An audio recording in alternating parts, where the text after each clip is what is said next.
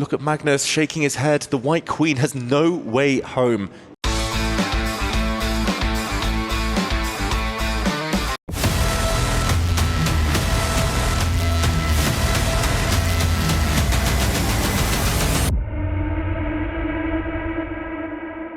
The El Classico, classic clash of titans. Yeah, it is of course a super exciting matchup, the one we all have been waiting for, and it's always special to see these two face off against one another. When you're playing against Magnus, he of course is known as the best player of all time, arguably. You have perhaps a little bit too much respect for him, and you expect that he will never make mistakes. The main thing for me, if I were to play him, is to be very aggressive and not sit back. I'll try to be very aggressive. Hikaru is capable of beating anyone in the world. Seeing Magnus versus Hikaru is a treat for absolutely everybody. Whomever I face, I'll be ready.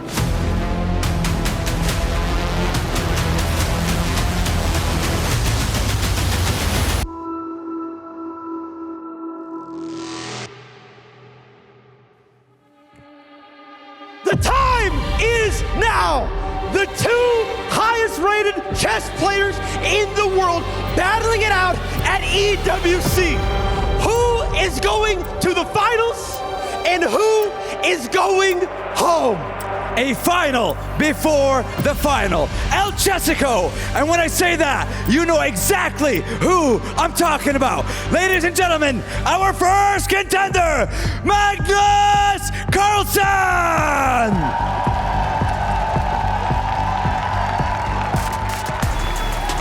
Versus Hikaru Nakamura!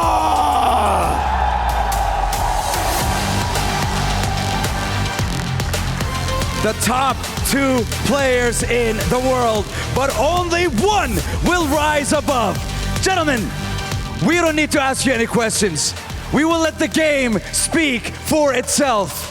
Keys into the pedestals. Get yourselves ready in those chairs. The final showdown of the day is here. The match of the day is here. It's Liquid v Falcon. A battle on a personal level, on a club level.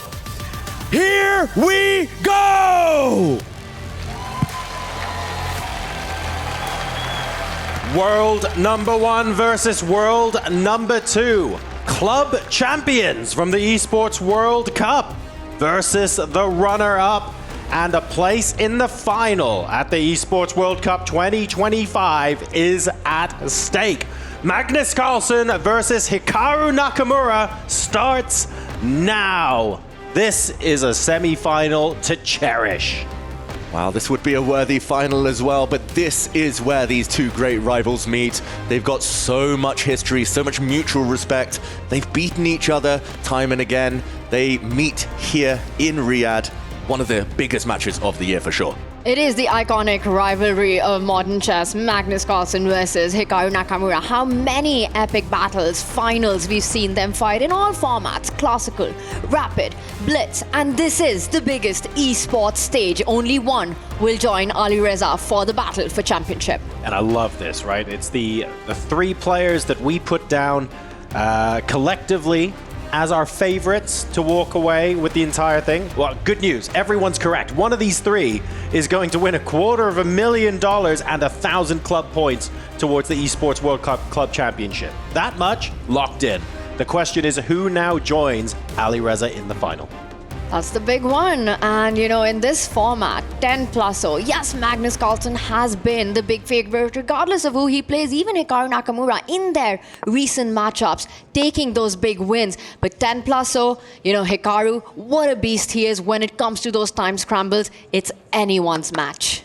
Wow, and already some early developments here, some early drama. Hikaru plays the double Queen's Gambit, where White's Gambit met by a Black Gambit, and we see a quick trade of pawns to the Black Queen coming out to the center. This one has an interesting reputation. Hikaru frowning there, looking up to the sky, trying to recall what to play next, but he's made this line his own. Has Magnus Carlsen done his homework? This is got to be part of the prep here. Magnus, you know, he's got that time. He's got that push as well, regardless of who he's playing against. And I think at this stage, he's so motivated. Team Falcons have already landed on that final stage, right? For Liquid, Magnus is the big hope right now. He's not only fighting for himself, it's not only for his own personal glory, but he's fighting for his club right now. Absolutely. I mean, the amount of prize money on offer for the club championship is huge. If Hikaru Nakamura were to win, guaranteeing Team Falcon's top spot because he would be playing against his teammate in the final. That is massive news for the club and massive news for Hikaru and Ali Reza, of course. That is just such a big part of the 8 weeks we spend here at the Esports World Cup. On the other hand, though, the mountain that he has to climb to get to that point is literally the largest immovable object in chess, and that, of course, is Magnus Carlsen. It's a liquid mountain. How do you climb a liquid mountain? Right? It's going to be difficult. It's not possible. You fly over it like a falcon. Exactly. My feet are just getting wet. I'm going nowhere. This is terrible. You have to hope it washes away. And here we see Hikaru Nakamura with an interesting pose, covering his face. He's awaiting a big decision from Magnus Carlsen. A pawn has been captured. Does Magnus want a queenless middle game? Does he want to take back with his queen or for a trade? Or more ambitiously, take back with the knight? An early think there, decides to keep the queens on the board. Well, black could still force the trade if you'd like to, if Hikaru wants to, by pushing that e-pawn, e5, driving the knight away, queen takes queen to follow. We're going to find out about the mindset of these two players. Endgame approaching. Great call there, Tanya. Forceful move from Hikaru Nakamura. He looks to the sky yet again. Often when he looks up like that, he's just trying to recall something he's seen before. And there we go, he blocks the most logical move with his bishop. We might see bishop trades, we might see queen trades, and quick liquidation of the opening here. Very interesting, it feels a bit cagey from both sides, like they don't want to take too much risk. Pure symmetry with the pawn structure, but maybe Magnus, slightly the more optimistic of the two, since the white Dart Squad bishop has more potential than its counterpart. And we're seeing from both players at points insta moves, right? Trying to make sure that we preserve as much time on the clock as possible. Hikaru Nakamura down to 8 minutes 37 to Magnus's 8:16. So not a lot of difference, and both players really blitzing these moves out. They know how important having that time bank is going to be when we start having to make some really serious mid-game decisions. Yeah, and the queens are off the board, but still a lot left to play, right? You've got the two rooks, you've got most of the minor pieces, and interestingly, the way that Hikaru traded pieces, Magnus loses right to castle, but keeps the king in the center. Yet when knight d4 jumps in the air, it can't be feeling completely safe. Yeah, not entirely safe yet, especially while the rooks live on this board. But then again, it is a decent reward strategy here to keep the king in the middle. It is close to a full endgame now. So the king, much more flexible when it can dart towards either flank. For Magnus, I would say this is his type of position. He looks very chill. Look at the difference in heart rate right now. It's literally 50 between them. That is huge. For Hikaru, I'm not sure whether that's nerve. I'm not sure whether that's just because he's been doing that walk-in out there in the arena. But it's him to move lower on the clock. It's pretty high energy. I feel like if you walk out onto a stage with Tyler 1 and Sandstorm on it, and you walk off of it not feeling hyped up, you have to have ice in your veins. I've got no other explanation. So I'm sure he's hyped up from the start of the match. Now needs to calm things down, slow things down just a little bit.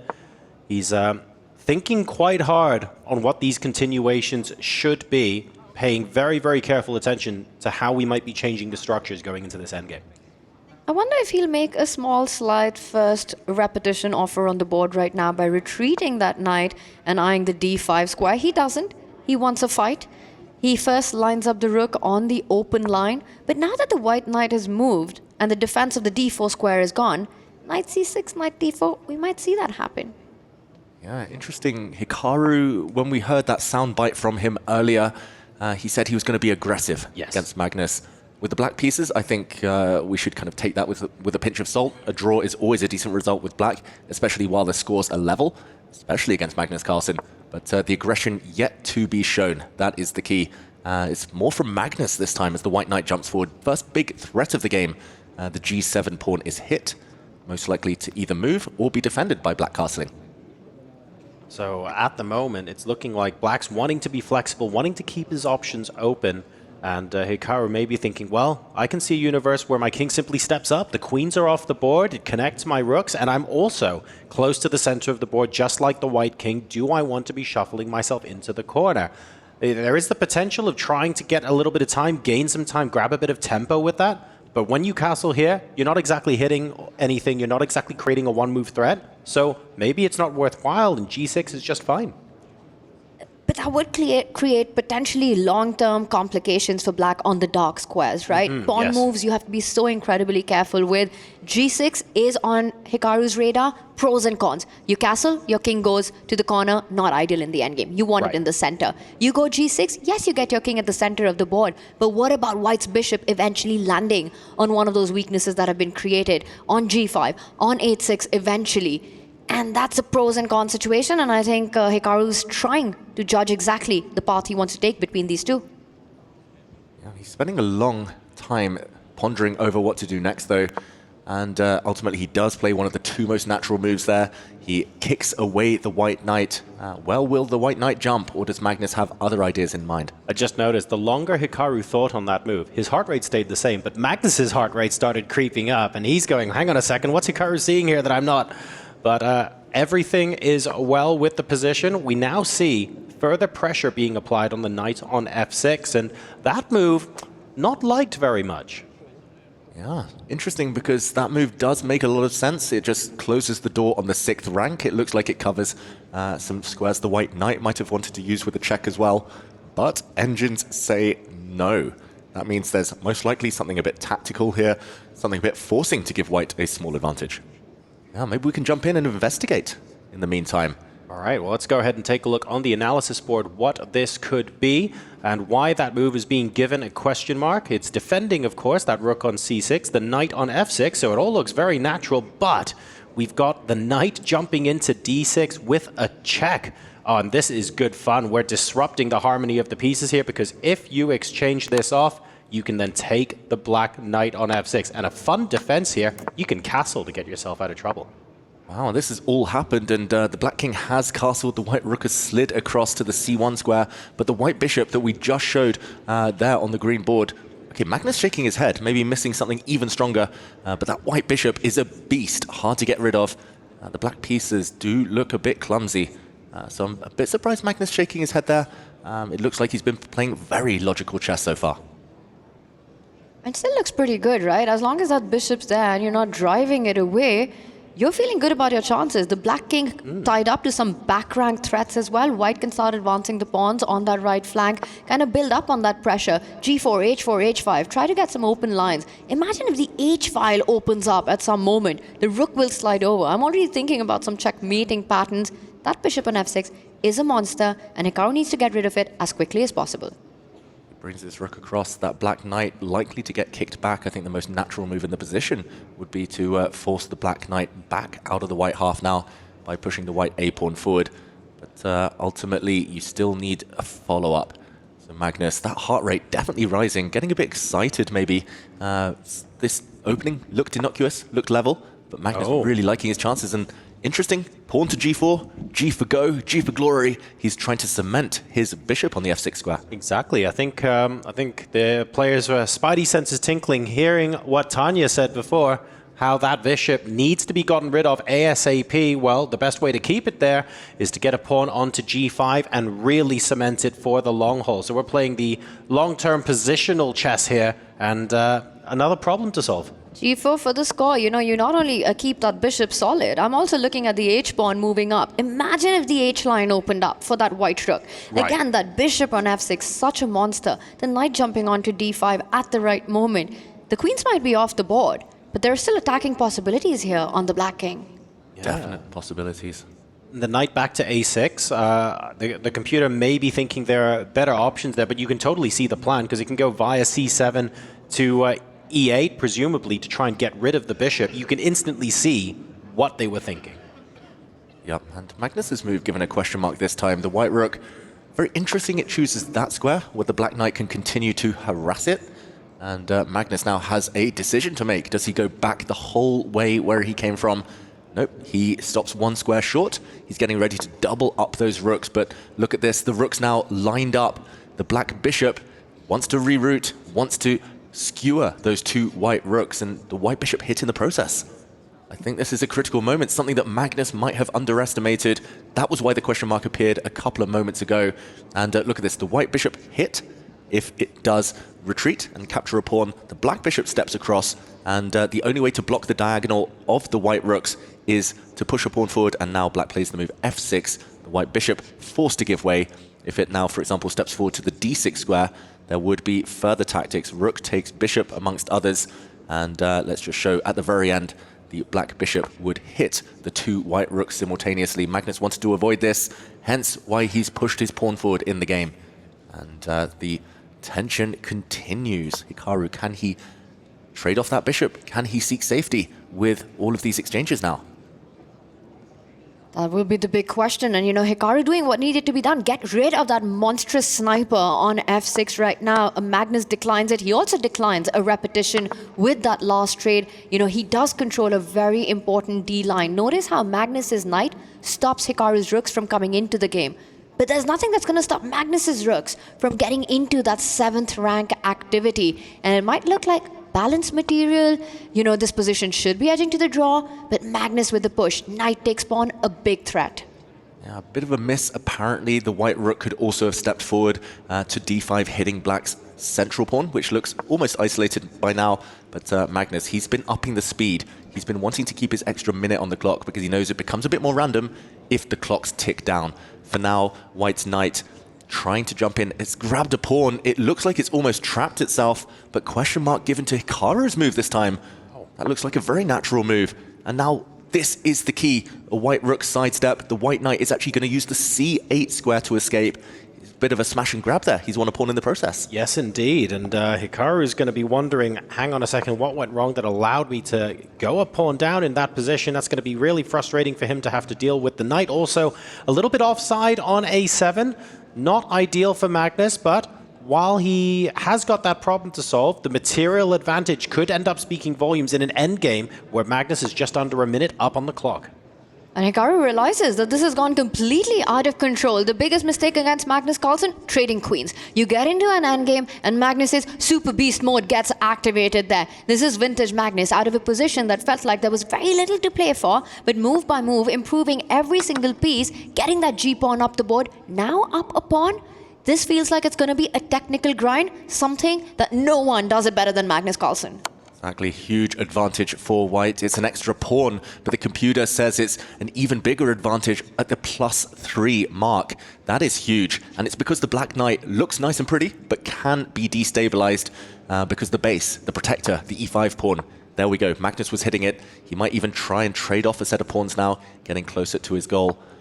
Hikaru, he said he was going to be aggressive, ultimately with black, trying to be too solid. It's backfiring, it's backfired before. Magnus, can he close this out now? Dodging any checks. Hikaru fighting hard, but lower on the clock as well on the board. And the pawns are beginning to look less and less harmonious as the game goes on, needing to push some additional pawns in order to maintain the stability. And unfortunately, it means we're scrambling to defend instead of going on the offense, which is ideally what you would have wanted to do. So struggling all round at the moment, and Magnus Carlsen starting to turn the screw. Magnus is up a pawn, and he's the one who's putting the pressure. That pawn could not have been captured. White would have gone f4 in that position, gotten the rook into the game. You look at Hikaru, the shake of the head is back. That is not a happy Hikaru on the camera. He knows that he needs a miracle to survive against the world #1. Magnus, is he going to go all out? Will he get aggressive? He does it. F-pawn goes forward. The rook about to swoop in. He first attacks black rook on h4, and he's surprised. Did he just forget about the f4 pawn?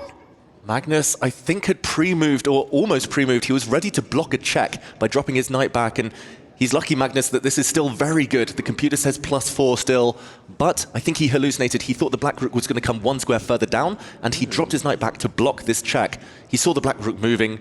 He assumed it was that check. That was the only move he was considering, but the knight block happened anyway, so he's forgotten about this pawn, but the black rook there is actually trapped. Yeah, he's not taking it, is he? He's going into a bit of a think, is Hikaru Nakamura, and as much as he would like to take it, that is very, very few viable squares. This is awkward as heck for him right now. I don't know. What is going on? And what a miss by Magnus there. You know, he's still thinking about it. He sort of almost pre-moved this idea. He could have just gone in with the rook. That pretty much would have been match over, game over.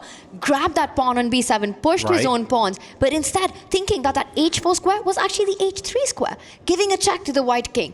But Hikaru, he still can't grab the pawn on f4. It is still completely winning for Magnus. And I think he knows it. If you're judging this game by the facial expressions of both players, they both seem disappointed with themselves right now, but for very, very different reasons. And it's rook g4 that ends up getting played. Hikaru, his eyes were looking up. That's either at the clock or at the resign button. The white rook is coming in. The black rook takes that pawn anyway, but now white goes pawn hunting himself. 2 pawns to 0 on that left flank. They're going to stream forward now. There's even some flashy tactics. Rook takes f7 is a check to try and trade the rooks off. There we go. Magnus takes it. A knight fork incoming. It's going to be a knight endgame. We've seen a few before, but 3 versus 1 in terms of pawns. Hikaru is done. Resignation. There we go. Magnus Carlsen wins game number 1 of this unbelievable semi-final. The top 2 players in the world battling it out. We do have a decisive result in game 1. And what an interesting way to get to it as well. We had a bit of speed chess at the end, some pre-moves, maybe a couple of chinks in the armor for both of these players as they made some inaccuracies, but ultimately it was Magnus of Team Liquid who was able to build on those small advantages and start the avalanche. It's unreal how easy Magnus made game 1 look. From the very start, from the opening, you know, the queens come off the board and you think, this one will fizzle out. You know, it's Hikaru Nakamura, one of the absolute best in the world. How can Magnus create something? But it's Magnus Carlsen, and he does. He did have that miss in the end, but finally prevails, get that win in with a beautiful, stunning sacrifice, gives up the rook, only to pick up Hikaru's rook on the next move. Look at the number of pawns. 3 extra pawns in game 1. That's 1 extra point for Team Liquid. Magnus Carlsen on the lead. So a 1-0 advantage. Now, a reminder to everyone who's tuning in now, who maybe was watching yesterday, for example, this is a best of 6. So we have to get to a score of 3.5 to get the victory in this match. It is 1-0, very much early days and plenty of opportunity for Hikaru Nakamura to bring things back. But first blood goes to the world number 1. This next game is key. We saw it in the other semi-final. Alireza Firouzja taking the lead in game 1. The second one, though, he was on the brink. It was almost a comeback from Arjun Erigaisi. The comeback never materialized, and it proved to be a very one-sided match. This next game for Hikaru means everything. He promised he would be aggressive. He needs to back it up now, needs to show it, and he still has chances. It is a long match, but it all starts here. It's absolutely imperative that he does that. You know, against Magnus, if you have to beat a guy like that, you need to pull him into those kind of positions. You know, Mikhail Tal's famous forest of complication, 2 + 2 = 5, the path out wide enough for one player. That is where you need Magnus Carlsen, where there's opportunities for both players to go wrong. You go into a strategic positional endgame grind, you're not surviving that against Magnus. No. So how will Hikaru make this aggressive? It starts with, I was going to say a Queen's Gambit decline, but we do see some trades in the center. Yeah, he started with the Queen's Gambit decline, then he kind of accepted the Gambit as soon as the Catalan appeared with the white bishop standing on g2. Now Magnus trying to clear the center. Don't want queens off the board. If you're Hikaru Nakamura, he's learned that lesson in the previous game. So will he be finding another solution? The white knight can develop to f3 as well. They still will transpose, most likely, to some well-known opening theory. But most importantly for Magnus, he forces Hikaru to pause first.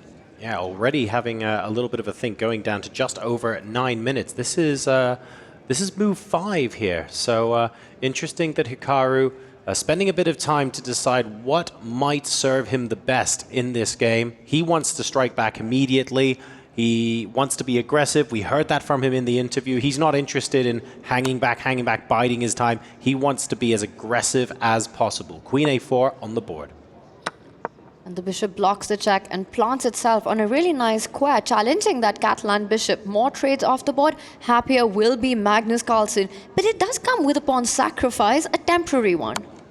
Temporary one, will we see that sacrifice accepted? We do. A trade of bishops. Hikaru goes up a pawn, but this is only very much temporary. Black can win the pawn back in multiple ways. And let's see, one of the ideas here, a check first of all, hitting the white king. If this is blocked by the white knight or the white bishop, then the black queen can recapture on c5. I think this is the most pain-free variation, and very tough to imagine anything going wrong for black here. It's symmetry.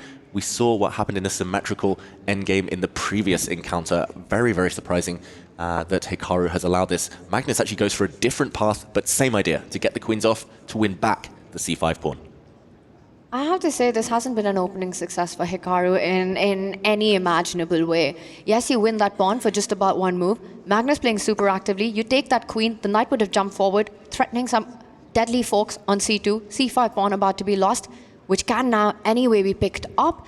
But Hikaru setting up an idea, attacks b7, and Magnus continues to chase for that endgame. So consistent, so effective from Magnus Carlsen. We know his match strategy. He wants the queens off as soon as possible, as easily as possible in every game. He won game one with the queens off, and Hikaru here struggling to keep those important pieces on. No aggressive chess without those queens, unfortunately, especially with the symmetrical pawn structures. There we go. At least this last move from Hikaru showing his intentions. He wants a fight. He wants a middle game. He's saying, maybe there will be an end game, but you'll have to sweat for it a little bit. And that's a good sign. But I'm not liking the position as it exists. For white, it just feels like you're a little behind in development right now. Black's rooks already connected. The bishop knights playing beautifully. Meanwhile, for Hikaru, bishop on c1. Rook stuck at the corners of the board. Right. One move away from castling, a couple of moves away from completing development. This has to be advantage black. When you castle, you don't actually have the fianchetto bishop anymore either, so you've just played g3, and you're struggling for development. At the same time, we've got a3 and the tempo 1 against the black queen, so Hikaru's going to be able to buy himself some time to complete some much-needed development. You know, Where do his pieces need to live? Difficult. Especially for the dark square bishop here, Tanya. absolutely. And I think he's trying to get that dark square bishop to fianchetto itself on b2, get that b pawn rolling up the board with tempo. It is early days in this match, I know, but I think this has the makings of a mini match. If Magnus, with the advantage, the piece flow that he has, he's able to create something. I mean, a 2-point deficit is impossible to come back from. Yeah, if Magnus wins this one, Hikaru, his head will be down. I'm not sure he'll believe anymore. I think a draw in this one for Hikaru is not the worst result. At least then he'll get on the scoreboard, still plenty of action ahead. Small advantage, very small advantage now according to the eval bar for black, but at least white's king can castle. As we said earlier, it's just the Catalan opening, a very healthy opening, but without white's beautiful bishop on g2 and without black's problem piece, the problem child of the Catalan opening, the bishop on c8. The fact that Magnus has traded just like the previous game, the fact he's conquered the open d-file bodes well for him. Still level on the eval bar, but Hikaru needs to do some damage limitation. And both players know it as well, of course. A Catalan, but a better version as far as Magnus is concerned. They will have to put that out of their heads. Hikaru will have to say, well, okay, that's great, but what's the objective best move here? Where should my pieces be considering? I don't have that light squared bishop anymore. What different combinations of pieces, what different possible attacking setups can I employ now that the composition of pieces on the board is a little different to what I'm used to?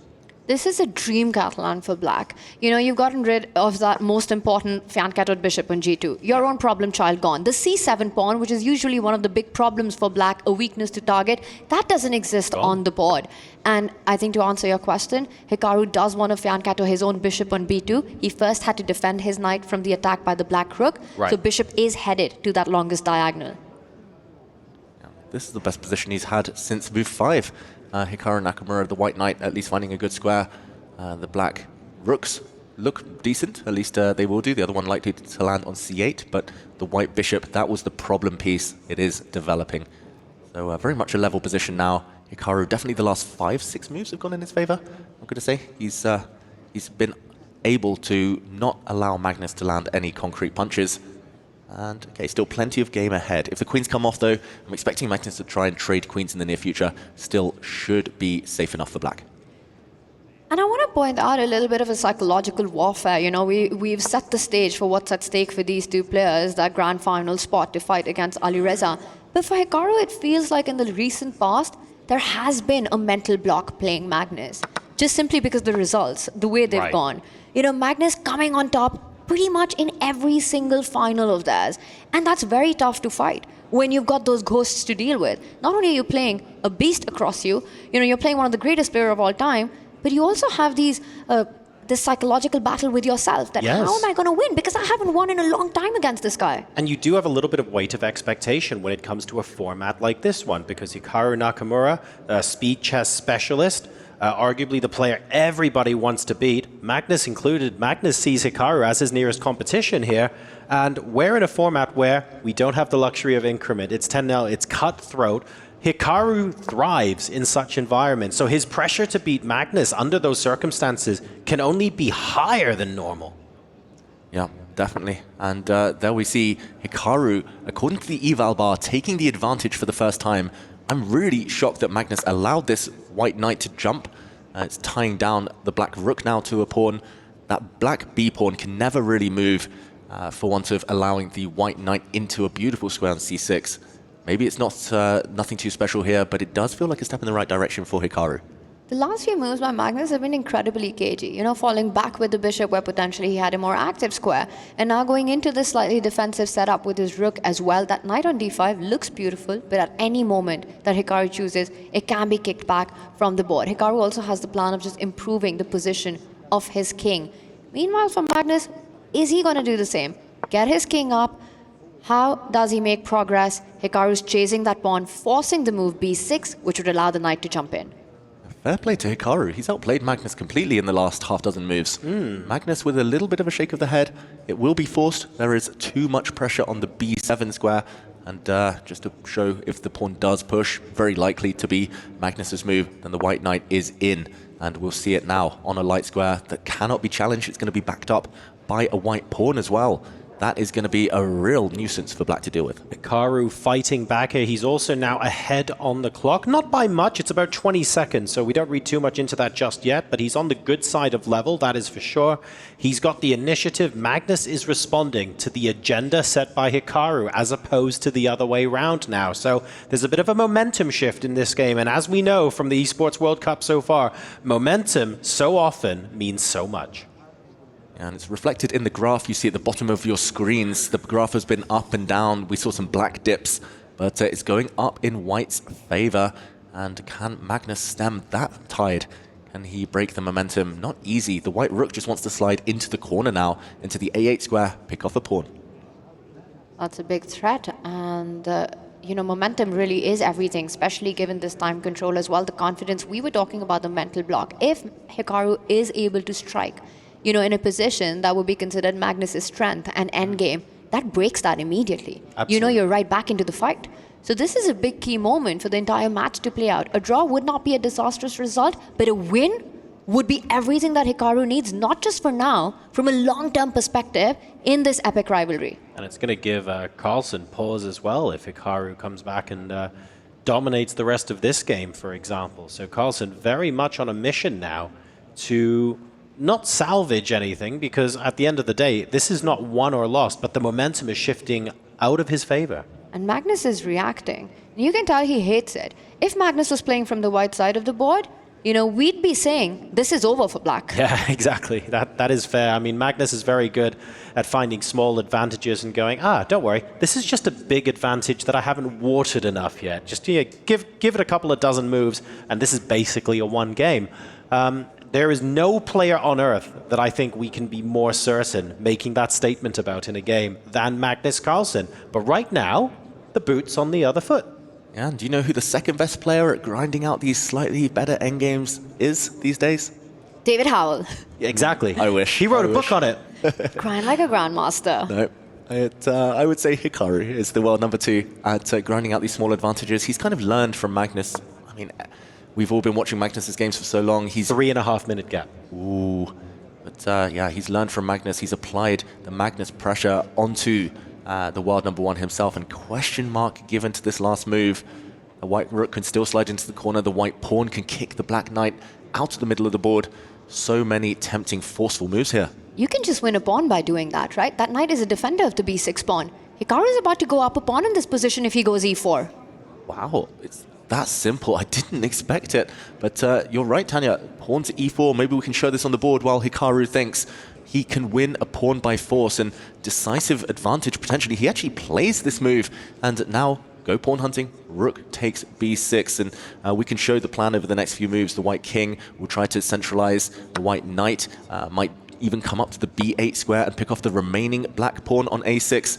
This one looks like a matter of time. We've seen it a few times from Alireza Firouzja. 2 versus 1 on the queen side, pawns marching forward. This is winning now for Hikaru. He does it. He goes for it. Hikaru with an extra pawn, with extra time, 1.5 minutes on the clock to boot. But he has to finish this job off. He cannot let Magnus off the hook in this one. Yeah. This is the biggest opportunity, and you get them far and few against the world #1. If he doesn't convert this, Hikaru, it's going to be similar, I feel, to the Firouzja against Arjun match, where a big missed opportunity was the only opportunity for Arjun. Right. And that was that proved to be, if we're being honest, that was the pivotal moment in that match, right? It was all one-sided as far as the scoreline was concerned, but the story leading to that scoreline, so much of that hinged on that very, very important moment that we got to bear witness to. So potential similar turning point here as Hikaru tries to convert this position against Magnus. Hikaru has to let Magnus not get into his head right now. You know, he has to be the monster that he is himself, yes, the world-class player that he is himself, the world #2 that he's been for so long, the absolute best in the world for so many decades, and believe that he can do this against Magnus, because this is when the nerves set in, right? You're going under the 4-minute mark. You know this has to be winning, but it's not over until it's over against Magnus. He will try to make this as tricky as possible. You have to beat him, not in 3 phases of the game, not only in opening, middle game, and end game, but every move of the game. Here we go. The black king retreats all the way home to try and kick away the white rook. The black bishop now also steps out of the attack. The rook does look slightly clumsy, white's rook. It's very active, but can't move to too many better posts. The white king, for now, can't enter the action, can't enter the battle. You need that second front. You need a second way in. Where are we going to find that? Maybe rerouting the knight to d5 or f5, I suppose. But all of these things, it's tricky to step back and say, I need to do something that takes 2 or 3 moves when you're in your opponent's face and it feels like every move needs to be some sort of counterpunch. I don't see a 1-move counterpunch on the board right now for Hikaru Nakamura. I don't think that exists, and maybe it's not necessary. He needs to maneuver around, improve the position of his pieces like you mentioned, but also keep advancing those pawns at the right time. And Hikaru here goes for a very direct line, but was that a bit rushed by him? I really don't like that decision from Hikaru Nakamura. He's rushing things, definitely. Look at this, the white pawn that he advanced. He suddenly made it weak. The white rook, unstable. The white pawn on b5, dropping. There are some tactics in the air here, and it does fall on Hikaru Nakamura's shoulders to find something before it's too late, before the advantage fizzles out. Well, there we go. Well, knight b6 check was played. I thought maybe we would get a bishop taking on e5 there, but he's obviously seen that and chosen something else instead. Yeah, and maybe we can talk about this, because if the bishop is captured, knight takes pawn would have been a fork, hitting the king, hitting the rook. He ultimately didn't play this move because if the bishop had taken the pawn, the black knight would have taken on b5, and half of white's army is hanging. Maybe rook to b6 here would have maintained the advantage, but Hikaru has gone a different way instead. It's not the e-pawn that drops off, but here if we go back to the game, Magnus has a bishop hanging loose on d6 almost. The black rook on d3 protects it, but still given a question mark. How can Hikaru maintain his edge? But now Hikaru is the one who's under 2 minutes as well, right? Magnus up on the clock there. So Hikaru feeling the pressure. Is he going to try? And you know, that expression by Hikaru, we've seen it before against Wei Yi as well. When he starts, when the panic sets in, when the realization that the opponent has counterplay comes in, Hikaru, he needs to keep his nerves. King d7. Magnus has blundered. Bishop to b4 now. Oh, wow. Moving the bishop across would have been a winning move. The black knight would have been under too much pressure. He misses it, Hikaru. We've repeated the position. He can go back and find it again. Will Magnus blunder? It's a second opportunity. He needs to find this move, bishop to b4, and then he will be taking the black knight and winning this endgame. But Hikaru's panicking. Cannot repeat. 1 minute. He goes for a draw or he goes to win. He needs to play this move, bishop to b4. He needs to find it to strike back in this match. But look at his face. It's almost like he doesn't see it. I think he's about to repeat.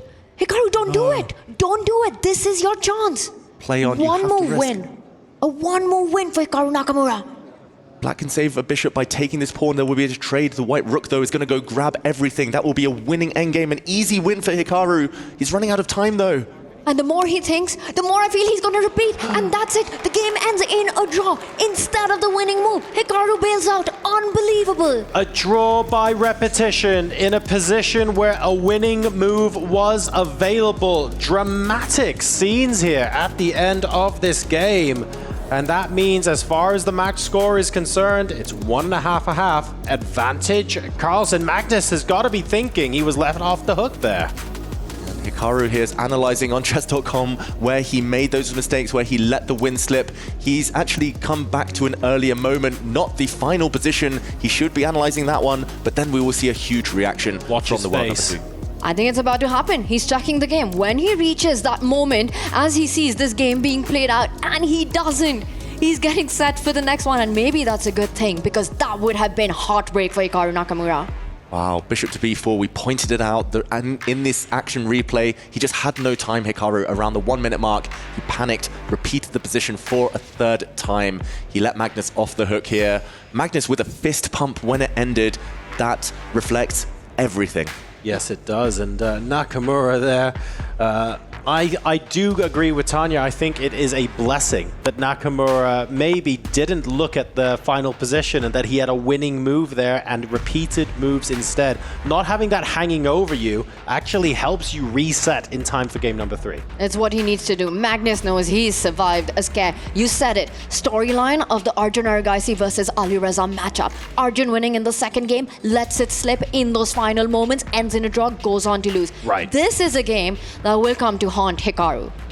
I think when he, when all is said and done, if Hikaru Nakamura revisits that game in detail at some point and spots that at the very end there was another resource, well, that will come back to haunt him. But we think it's not even in his mind right now. He doesn't even need to forget about it because he was looking at the middle game, and that's a good thing for him right now as we blitz our way into game 3 of 6. Wow, Hikaru Nakamura, he's gone back to his childhood favorite with Black, the King's Indian defense. He used to play this every single game against d4 up until he reached the upper echelons of chess, and it was so effective. He took down so many world-class players. He was known as an attacking genius because of this, but he's gone away from the King's Indian in recent times. The fact that he's played it now shows he wants to be aggressive, he wants to be on the front foot, and he smells blood. Going back to his roots, Hikaru Nakamura, this promises a mega entertaining fight. And the other big expert of the King's Indian defense is none other than Garry Kasparov in his biggest days, at his peak. The one player Magnus Carlsen believes is actually better than him in the history of the game. And if Nakamura can maybe channel a little bit of that inner genius, which he is known to do in this opening, he might be able to strike back here. A missed opportunity in game number 2, but let's call it for what it is.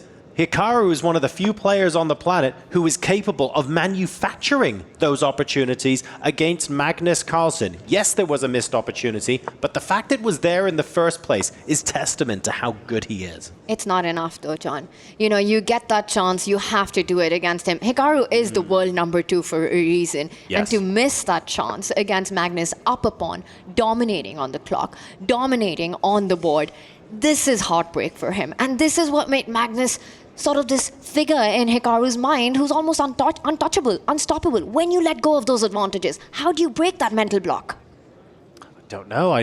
In order to answer that question, you'd first have to answer the question, how does he not see the winning move at the end of that last game? And I don't have a good answer for that, I'm afraid. Yeah, if you drop that position on Hikaru Nakamura and you say there's a winning move, he would find it. Yeah, puzzle rush, here you go. Puzzle rush immediately, but it was just the trend, the fact he'd lost the thread a little bit. It wasn't as kind of clear-cut as he was hoping. I mean, going back to this position, though, I do love the opening choice. It feels like Hikaru believes this is a must-win game with Black. Of course, there's still plenty of games ahead. This will just be the halfway mark in this best-of-6 series. But there we go. He's going for it. Pushing pawns, King's Indian style.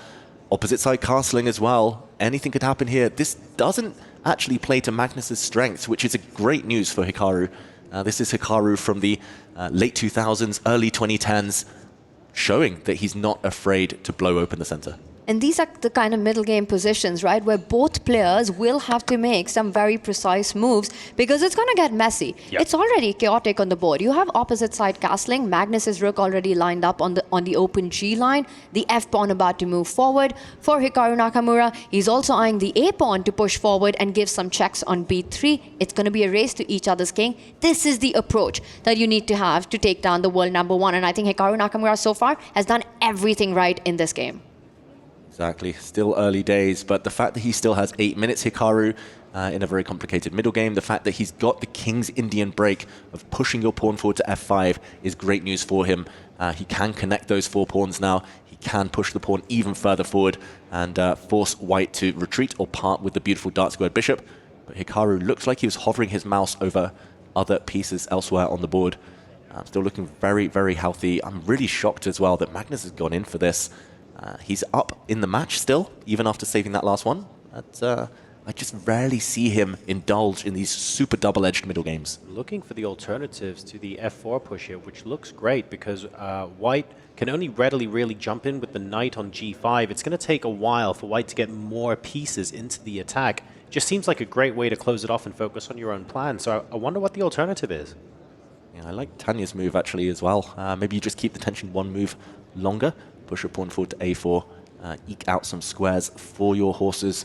But yeah, it depends on Hikaru's mood here. I don't think he needs to commit so early by locking down the pawn structure, but ultimately it is normally strategically desirable to do so. Whether it's F4 or A4, Hikaru needs to make his decision quickly because Yes. in these kind of openings, you know, when there are all the minors and the majors still present, trades, any sort of simplification far off, it's a race to each other's king. You're talking about aggressive attacking play. Critical decisions lie ahead. There will be plenty of those. I'll make one small prediction here. This Okay. game's going to be decisive, one way or the other.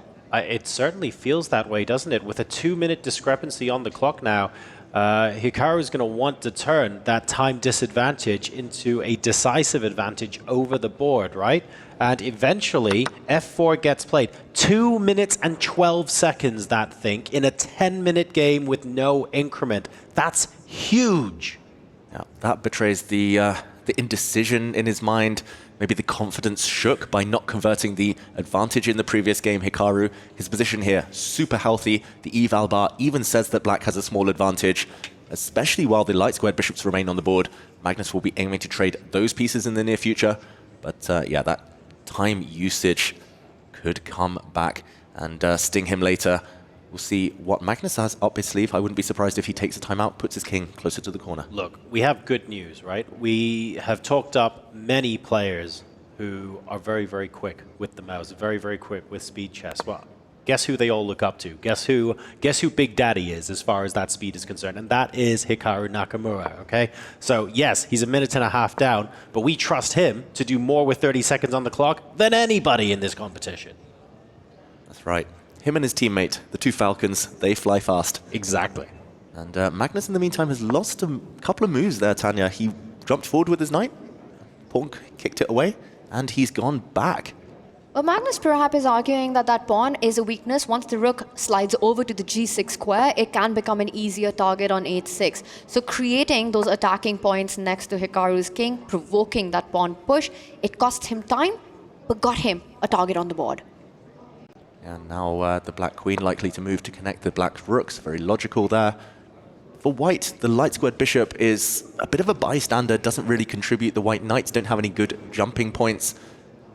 White queen a bit locked in. It does feel like, okay, no big weaknesses for white, but it does feel like your pieces are somewhat blunted. Don't think Magnus is going to be happy at all. He likes active middle games, if anything. He likes his endgames too, but in these types of positions, very hard to come up with a plan. Human terms, so hard to be accurate.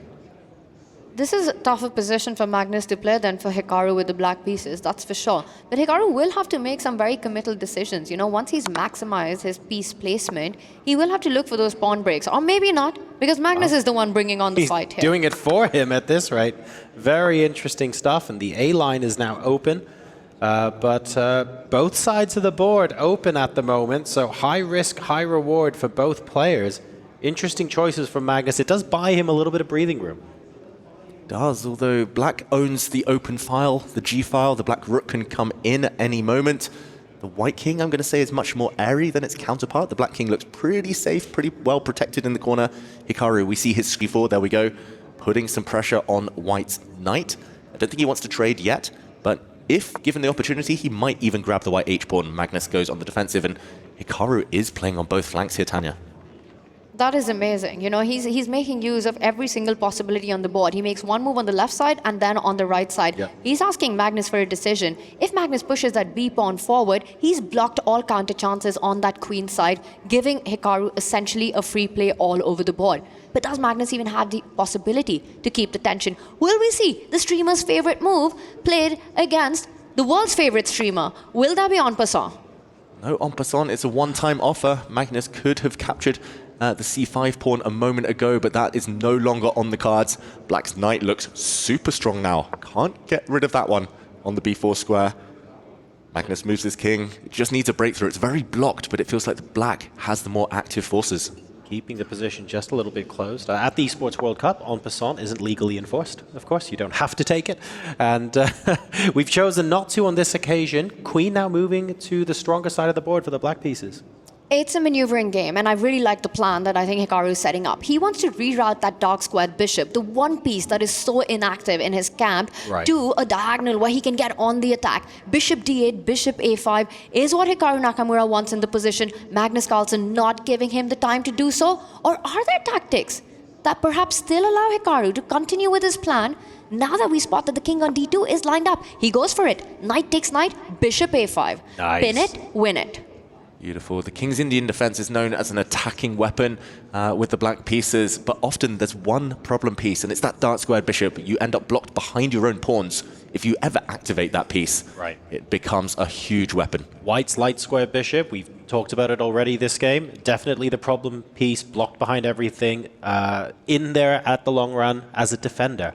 Black's dark square bishop, blocked behind everything, but the A file was opened up by Magnus Carlsen a couple of moves ago, and that has presented Nakamura with an opportunity to shove that bishop over to the A file, and it looks like this is going to happen. That dark squared bishop is suddenly going to become a very active piece staring down at the heart of White's position. It's from zero to hero, you know, that bishop has transferred itself to a square where it's perhaps going to be the strongest piece in the position, targeting Right. White's king. And love how Hikaru's played on all flanks, right? We're talking about the left side, but let's point out the queen and the bishop on the right side are about at least threatening all the time to win that h5 pawn as well. And you said it yourself, Tanya. Hikaru is also pretty darn good at grinding everything down. David, you agreed. This is beginning to look like Hikaru giving us a little bit of that as well. Perfect game so far, but we said that about his play in the second half of the earlier game, in game 2. He couldn't finish that one off. This one's still very blocked. He needs a breakthrough. Good move there. Very important move by Magnus to occupy the A file to prevent infiltration. You still need a next step. And yeah, I'm going to say overall, though, no matter what happens in this game, this is exactly how Hikaru needs to play. Aggressive opening, King's Indian, push pawns, try to go for the opponent's king. White's king looks pretty safe, surprisingly, despite being in the center here, quite far advanced. But yeah, Hikaru, even if he doesn't turn this one into a win, he just needs to take inspiration from it. He's played fantastically so far. He really has. I'm going to point out, though, I love how Magnus's king is just chilling in the center. You know, it's surrounded by his own pawns, but it's also playing a key defensive roles to exactly those central pawns, knowing that if any check happens, it might be game over, but any check is far away from that. And as I said, he tries to get it back to safety, sort of passing the ball to Hikaru right now, and Hikaru comes in with another plan. You know, it's all about the A file. I think he wants to get his queen over to B7, assist it to bring the rook and start attacking the white queen from A8 and give those very important checks. And hang on a second, because the white queen is going to be the first piece to infiltrate, and the Silicon does not like that at all. We are now trapped behind enemy lines. Look at Magnus shaking his head. The white queen has no way home. It's going to be sitting on that silly square for the rest of this game. And the light squared bishop, it can come and start targeting it. It almost, and it does. Is Magnus Carlsen about to lose his queen? We need to see Magnus here. Hikaru just needs to get his bishop out the way. We see a round of applause. The crowd goes wild. Hikaru fans there in the audience here in Riyadh. The white queen is still alive for now, but all you need to do is bring the bishop across. She's only got one safe square. Then you slide the rook. That Magnus Carlsen's queen is about to fall. He plays on. Hikaru Nakamura has to take this point, though. He has to. He can't mess this up for the second time. Team Falcon, big support there. The home favorite team, Magnus Carlsen resigned. Hikaru Nakamura is back in the match. Hikaru comes back swinging, King's Indian defense, and look at that, trapping Magnus Carlsen's queen to level the match after game number 3. What an incredible performance. Vintage Hikaru is back, and Magnus, well, turns out he's mortal after all. Magnus, he showed weakness in game 2. He clutched up, saved it with a helping hand from Hikaru, but this one he could not save. Look at that poor white queen caught by that bishop combo. The bishop's pawns blocking the escape route, and Magnus's queen there. I've very rarely seen him blunder in those circumstances, Tanya. This is what Hikaru needs to do more of. Those dynamic openings, those complicated lines. And what better way to make a comeback win against the king of chess by winning his queen? Beautiful, very appropriate as well. These two fantastic warriors battling it out. But Hikaru, he's going to feel on top of the world. That was 2 separate victories there. That was a victory over the board, and that was a psychological victory. We have broken the duck. We have shown that we can come back and take those points against the world #1. Ladies and gentlemen, this semi-final has just had a huge fire lit under it. When we come back from this break, we'll be moving into game number 4 with the scores level at 1.5 apiece. Welcome back, everybody. The scores are tied 1.5, 1.5 between the 2 strongest players in the world. They are duking it out for only 1 spot in the grand finals of the Esports World Cup. Magnus Carlsen, Hikaru Nakamura, they've traded decisive games. This has been anything but boring as we head into the second half of this fiercely contested semi-final. So far, it does feel a bit up and down, but the latest up was on the side of Hikaru Nakamura, striking with the black pieces. Magnus rarely loses with white. That is a huge benefit for him. Hikaru has 2 whites from the remaining 3 games. So small advantage psychologically and maybe also in chess terms on his side. And you can see the determination on Hikaru. Meanwhile, we had Magnus on the screen earlier, and he was not happy with himself. You know, losing is one thing, but losing in that manner, in that fashion, where basically you just get outplayed by Hikaru. You know, you've got the white pieces, but you're constantly on the defense. Right. And in the end, your queen gets trapped. That is just absolutely uncharacteristic of Magnus, and he's got to be kicking himself. But you know, these 2 best players in the world, they are the ones who completely forget as soon as the moves are on the board, and it's game 4. Exactly. We're already 7 moves in as well, so here we go. It is a Catalan. We are no strangers to that here at the Esports World Cup. Familiar territory for both players, but like we've seen before, it's a slow build-up, but when it reaches boiling point, you often get the fireworks in the late middle game. That's right, the Catalan is Magnus Carlsen's favorite opening with white these days. This time, he gets it on the black side. It's interesting mind games from Hikaru Nakamura. Relatively solid start to this one. We see a quick trade of pawns in the center. White's bishop coming out. The argument here for white is that this Catalan, as opposed to a Catalan we saw earlier between these 2, features a bad black bishop sitting on b7, staring at its own pawn. This is a problem piece. Magnus will aim to deal with that one a bit later. It's like this was an instructional video. You can see the pawn still on c7, going to be a problem for black. Thinking about how we get rid of it. The problem piece, the light squared bishops are on the board. The one for white on g2 is doing a fine job of undermining the center and making sure that black has limited maneuverability. It's an improved version of what we saw earlier. Absolutely. Magnus isn't super happy with his position. You know, even in his World Championship matches against Jan Nepomniachtchi, the Catalan did serve him well. It's something that he's played so many times. With black, the approach that he's had, he needs to find a way to activate that bishop. He first starts by taking away some squares on the right side. This move also sets up the idea of g5, which in some lines can tactically work when you need to move, drive that bishop from f4 away. One of the ways that black can activate that light squared bishop, the problem piece for Magnus, is by planting his own knight at the center of the board. Knight e4, if trades happen, that bishop has a bright future. But now Magnus chooses to retreat, a very calm move there, getting the bishop out of the way of its rook. That knight e4 still on the cards for later, Tanya. Knight b4 as well. Hikaru pushes a pawn forward, saying, okay, you're not going to trap my bishop on f4, as now it prevents the g5 move forever for the near future. And Magnus chooses to lash out in the center. Not the most patient of moves, always a bit of a controversial one. Black often ends up with an isolated central pawn there, or hanging pawns. Which way will Magnus Carlsen recapture? Big question now. Question mark given to Hikaru's move, but a very human one. I don't think we could read too much into that. Recapturing there looked very, very natural from where I was sat. So interesting that question mark was there. We now have the knight hopping to the edge of the board, but looking to exploit some fun squares, some of those dark squares nearer the c5, b6 sort of territory, also keeping the queen pinned down to making sure that knight doesn't have free access to the forces of black and potentially coming in and winning material. This is a very combative position. This pawn formation, the hanging pawns that Magnus has at the center of the board, is the most dynamic pawn structure in chess. And it all relies around, can black get a successful pawn push? Either the c pawn moving one step forward, or timed well, the d pawn advancing further on the board. Meanwhile, for white, before Magnus can do that, you want to continue putting the pressure on those two pawns. Magnus for now does land the knight on e4. He's threatening d4 coming up next. And we might just see that move now. The most natural move in the position. White's dark squared bishop, by the way, has done a bit of a journey, but it's landed on the long diagonal, and there we go. It gets blunted immediately. White's dark squared bishop is terrible. Exclamation point given to Magnus's last move. He's opening up the position, gaining space. That black knight on e4, the MVP so far. And timed so incredibly well. One of the fallbacks in this pawn formation when you push d4 is that you have to make sure that neither of the knights, the white knight's opponent's knight, can land on a c4 square. Right. Notice how Hikaru's knights are too far away from that route. That square cannot be occupied, and this gives Magnus plenty of opportunity to put his pieces on the right spot to create that counterplay before that happens.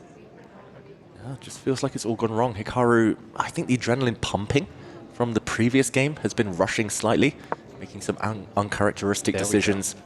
Oh, that bishop moving yet again. It is. I was actually going to ask that question, whether or not it was possible to put more pressure on the c5 pawn by moving the bishop to a3. It also frees up b2 for a knight if you wanted to reroute it to c4.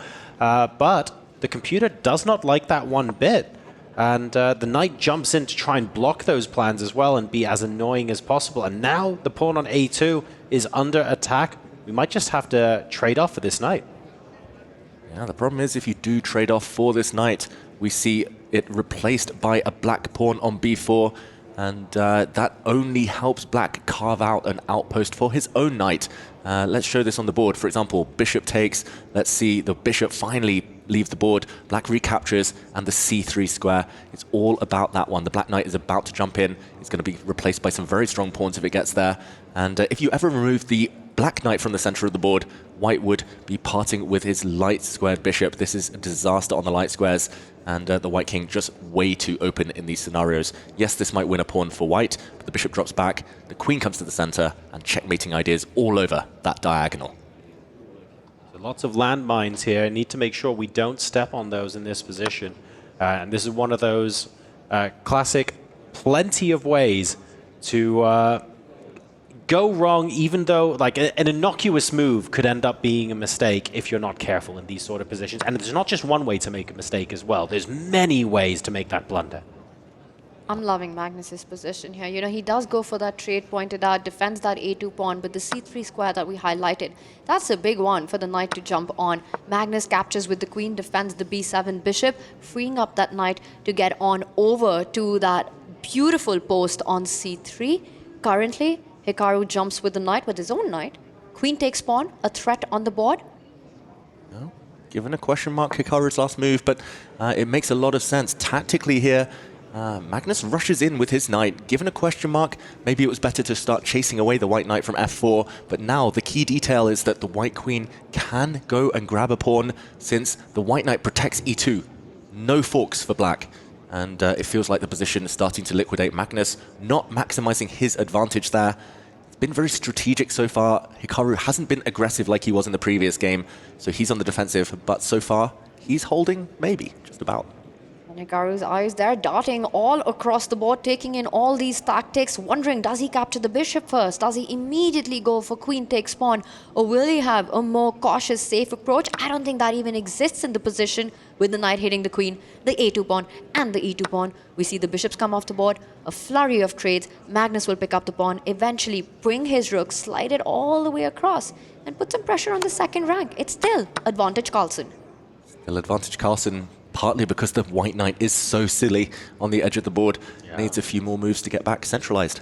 So where do we find the follow-up plan now for Nakamura? That is the question. The pawn on a2 is being hit.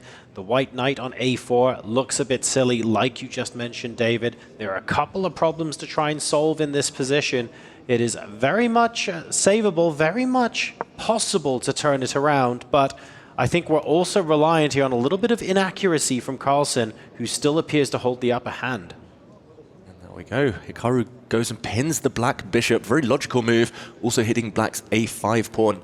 But how can Carlsen react? That's the big question. Does he have the opportunity to go and grab a pawn on a2, or does he have something even better? Well, Hikaru's also setting up another trick, right? You're hitting queen takes pawn, but that knight that we were earlier highlighting is headed to a big square. Knight b6, knight d7. He's just pinned Magnus's bishop on f8. And I think he's coming for that bishop. That knight could jump there by a c5 or b6, threatening knight d7, asking some questions to Carlsen. What do you have in mind as defense? Big pin on that black bishop. The white knight has to get into the game. It's that simple. Without the knight, you're playing a piece down. That knight might never get another opportunity. Was looking for ways to maybe try and dissuade that pin with a pin of our own. If the knight comes into c5, for example, can you get away with playing queen a7? But the rook on f1 protects f2, so unfortunately, as much as I want it to be, that's an empty threat. Magnus trying to break the pin with the queen trade. He's done the hard work. He's won a pawn. And I don't think Hikaru can contemplate that queen exchange. There we go. He keeps the queens on the board. Still, the white knight is headed towards more healthy pastures. Can Magnus deal with that? The white rook not able to get into the game. That's the key. Yeah, if you pick up that rook and put it on the 8th rank, it's game over for Magnus Carlsen. But it's far, far away from that. This is a dance between the queen and the knight against black's king and bishop on the 8th rank. And Magnus Carlsen has one move to stop that idea, to stop that knight from coming into the game. How do you invest that move? Maybe the black rook can improve. You can't move the bishop anyway. The queen is needed as a defender. He goes pawn hunting, very logical. Hikaru can't really save that pawn long term. That's another issue. No, it's very tempting, of course, to go after that pawn, and it looks very vulnerable. The eval bar really wanted us to play rook d2 there to stop the knight coming in, a bit of a prophylactic move, trying to stop white's plans in their tracks. But this makes so much sense. I think what Magnus is saying is, you bring your knight in, I'm just going pawn grabbing there. I'll have two connected passes. My queen does a beautiful job of defending everything on the last rank. We're going to see this being played out. Right. Is Magnus about to get greedy? That might just give Hikaru's rook the time to join the party to get into the attack. Oh, maybe we show this, because big moment for Magnus Carlsen. He's got almost a 2-minute advantage, but it's not going to be straightforward to convert here. If he does take that white pawn, goes 2 pawns up, suddenly look at the bar, it would have shifted. We're looking at the green analysis board, the white rook shifts across, and if black takes a timeout now, for example, pushes a pawn, knight takes bishop is one idea, queen recaptures, and the white rook pins, wins the black queen. Game over. Hikaru with a huge counter-attacking idea on the board. Ooh, Magnus, instead he forced the white knight to make a decision. He does not go greedy in that position with all the dangers that existed. Instead, we see a trade-off, and that's just Magnus with what looks like a very healthy extra pawn in the position. You know, you could also sacrifice it at a4, b pawn moving up the board, complete control of the d-line, and with the knights gone, the attack looks a lot less menacing. Hikaru hitting himself in the head just as he did yesterday in one of his matches. Look at this, a queen trade. You cannot get those queens off the board. That would be disastrous. He's setting a trap here. He's hoping that Magnus gets greedy with the black queen, allowing the white queen some checks. But Magnus, he's kept control so far. He wants those rooks off the board, all queens off the board. Either way, Magnus Carlsen would be winning. Any major piece trade gets him closer to his end goal. It was such a well-laid plan by Hikaru. Grab another pawn, and I would have enough activity to to take this game back to you. Carlsen, though, seeing exactly what was going on, chooses not to do that. And now this is proving very, very difficult indeed because the pawns are rolling down the board on the queen side. This is feeling like Carlsen is going to be forcing an exchange sooner rather than later. Ooh, this is flashy. The white rook cannot take that pawn. The black rook would come through to d1 and deliver some killer blows. If the white pawn recaptures, let's show the rook first. Rook takes pawn, there's a check. And if the white king shuffles to the side, checkmate on h1, game over. If the white pawn takes, Magnus there silencing the audience with a finger to the lips there. But pawn takes would allow the b pawn to run forward. Magnus looking very, very confident now. That might just immobilize the white rook, win the white rook. We might be about to see a decisive result. That is an incredible move by Magnus. What a stylish way to finish this game off. And you know, that smile on his face, I think that wasn't just silencing the audience for now. He heard that applause in that last game. He knows the crowd is rooting for Team Falcons right now. This is his reply to that moment. Wow, Magnus versus the Falcons. He's the last one standing in Team Falcons' way here at chess at the EWC. He takes a pawn, Hikaru Nakamura. It's a pawn race, but Black's pawn so much closer to promotion. He just needs one more piece to help shepherd it forward. You absolutely love to see it, don't you? Magnus taking time out to raise a finger to his lips for the audience. Queen comes in to try and shepherd the pawn to safety. That is it. We have the victory. Magnus Carlsen goes 2.5 to 1.5 up in this semi-final with a fantastic bit of play. Really, really great moves there in game number 4 of this semi-final. Not the first time we've seen Magnus Carlsen put his finger on the lips. A sure sign that he's done before in the chess world. It's not only a statement to his opponent, but also everyone watching. This is Magnus Carlsen saying he is the best.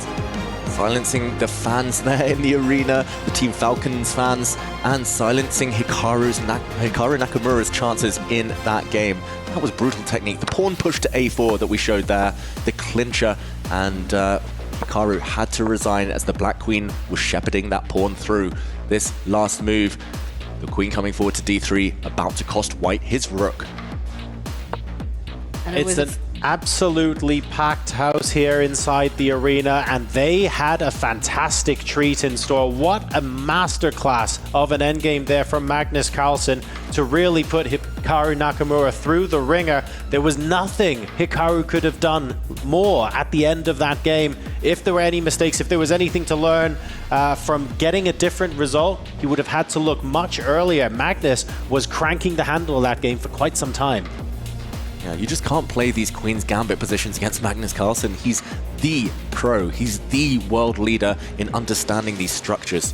I'm just waiting for the memes on the internet with what Magnus just did. A blast from the past. You know, we've seen that before, and this is the second time I'm seeing him. A power statement by here, a bold one. You know, Magnus making his intentions clear in this matchup. 2.5 out of 4. If he wins the next one, he takes it. He takes the whole match. He goes through to the finals, and he starts with the white pieces. And what a moment to be inside this arena, watching this match unfold. I said earlier we were busy inside, we're busy outside. This is live. This is the queue of people waiting to get in. They're of course not filing in during the games while moves are being played, but there's standing room only even outside the arena. And hey guys, guess what? It's hot here even in the evening, but it is worth it. It's hot outside, it's even hotter on the board.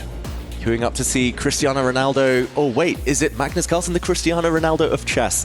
Those fans out there in Riyadh, and there we go, the silencing of those fans. Oh, I love it. With a smile on his face. That absolutely, I say will be a meme. That's already a meme. That's already been posted about 1,000 times on social media, I am sure.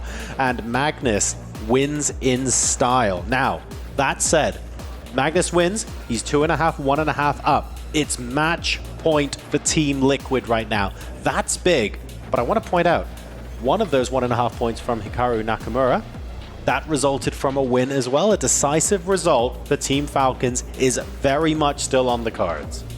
Hikaru's been in this situation before, right? He was trailing Magnus after that first round loss and made his comeback. He got that win in, and he did it convincingly with the black pieces in the King's Indian defense. Can he do it again is the big question. If anybody can in the world, will they back to the wall? Facing the GOAT, facing Magnus Carlsen, it is this guy. It is Hikaru Nakamura. He's got to channel all his belief. He cannot rely on that last game with white. He has to make the most of his chances. For now, Magnus makes sure that there is no King's Indian defense on the board in Game 5. Exactly. That's got to be the #1 goal, right? If you were able to play the King's Indian again and you could just blitz everything out, presumably if you're Hikaru, you'd love that right now. Exactly. Hikaru said his match strategy, his game plan was aggression. He showed it in his previous black game, King's Indian defense. Let's face it, crushed Magnus Carlsen. But will he be crushing his key come the end of the day? That depends on the next 2 games. It's the 4 knights variation here. The 4 knights Spanish with the bishops coming out, mimicking each other. Game of copycat so far. We'll see both sides castle. And Magnus, he tends to use this variation, at least he used it recently at the Norway Chess Super Tournament, if he wants a draw. Knight takes pawn now, and this game could fizzle out very quickly. Is this Magnus Carlsen saying to Hikaru, I'm going to bank this half point, I'm going to get so close to my goal, you have to win the next one on demand? Magnus just took a big lesson from that last loss. Don't go into Hikaru Nakamura's territory, you know. Don't allow him those complex battles where tactics and tactics are all across the board. Right. And Hikaru just had a crushing performance in that game with black. This one, none of that will happen. Look at the pawn formation. Absolutely identical on both sides of the board. Opposite color bishop as well. We're going to be seeing a lot of trades on those 2 open lines at the center. Magnus is happy to take this, navigate this to the draw, and he's saying, Hikaru, you'll play white next one. Let's see what you've got. Yeah, there's a bit of respect going on here. Not wanting anything untoward to happen, recognizing that Hikaru is perfectly capable of causing him those sort of problems.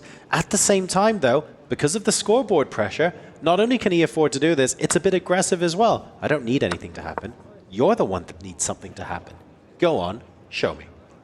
Yeah, and until this last couple of moves, the queen trade now, this is how I played chess as a youngster, copycat chess. And the black rook is about to slide across, all the rooks will disappear, just minor pieces left, opposite color bishops. That is all the ingredients for a draw.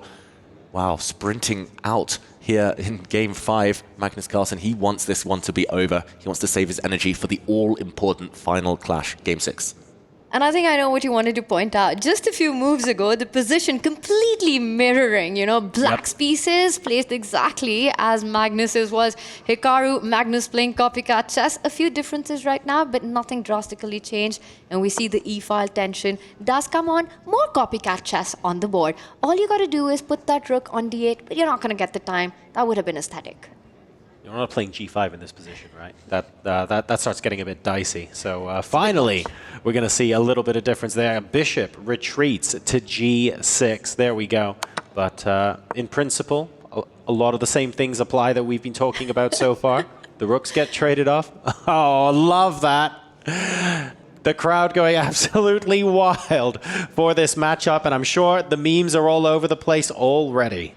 Yeah, nice to see a real mixture out there in the arena. A couple of people holding up goat signs there. I'm assuming that's for Magnus. Might be for Hikaru, but also some falcon signs. Yes. And yeah, clear that support is split. You know, when you're playing the GOAT, you got to be a bird of prey. And that is Hikaru Nakamura right now for Team Falcons, but he needs that win to come back into this match. And look at what he's doing. He's making sure that Magnus doesn't get that final rook trade in from E1. Right. So he does keep the game alive, but not a real chance to fight for a lot here. Yeah, it's always difficult, these positions, especially when the opponent is so set on a draw. How much risk do you take? You're always caught in 2 minds with black, especially. I'm talking from Hikaru's point of view here. If you push too hard, you lose this game, you're done, you're out. If you agree to the draw, if you just calmly guide the game towards simplifications, more trades, a draw, fine, but you have to win with white in the last one. How much energy do you expend? That's the big question. You know, but I loved it. Those signs that our audience was very energetic, and thereby them having the GOAT on. There was this time in the chess world where Magnus and Hikaru's fans, they were quite divided. You could be one or the other. You know, if you liked Magnus Carlsen, you couldn't like Hikaru, and the other way around. Hikaru fan, do not like Magnus Carlsen. But I think now, today, in the chess world, there's so much respect for both these players, and even between these two for each other, who've continuously pushed each other to their limits. Look, I'll say it. It's difficult to like one and not the other, frankly. They've both accomplished so much. They're both have a really good relationship off the board. They have so much respect for each other. And frankly, when they meme off each other, it's just so much fun. Like, you absolutely love to see it, right? So right now, we're seeing their competitive over-the-board nature, and that's very important, of course. This is crunch time at the Esports World Cup. But frankly, these two players, absolutely phenomenal.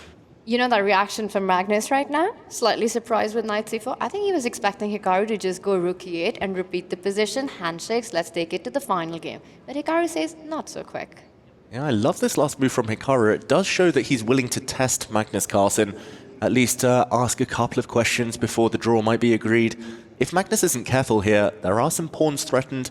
The black bishop wants to capture on d3. The black knight is hitting a pawn on the b2 square. He's even sacrificing a pawn, Hikaru Nakamura. But let's show what happens if Magnus does take this pawn on c7. The black rook will move, saving itself. The white bishop hit. If it retreats, moves wherever. Bishop takes knight, boom. And the knight takes on b2.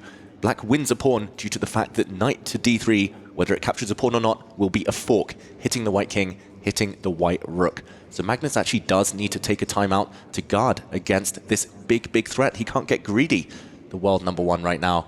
And that has paused him here. It's forced him to go into the tank. Well, that's the trick, whether you take the pawn or not, right? Hikaru is setting up an idea here.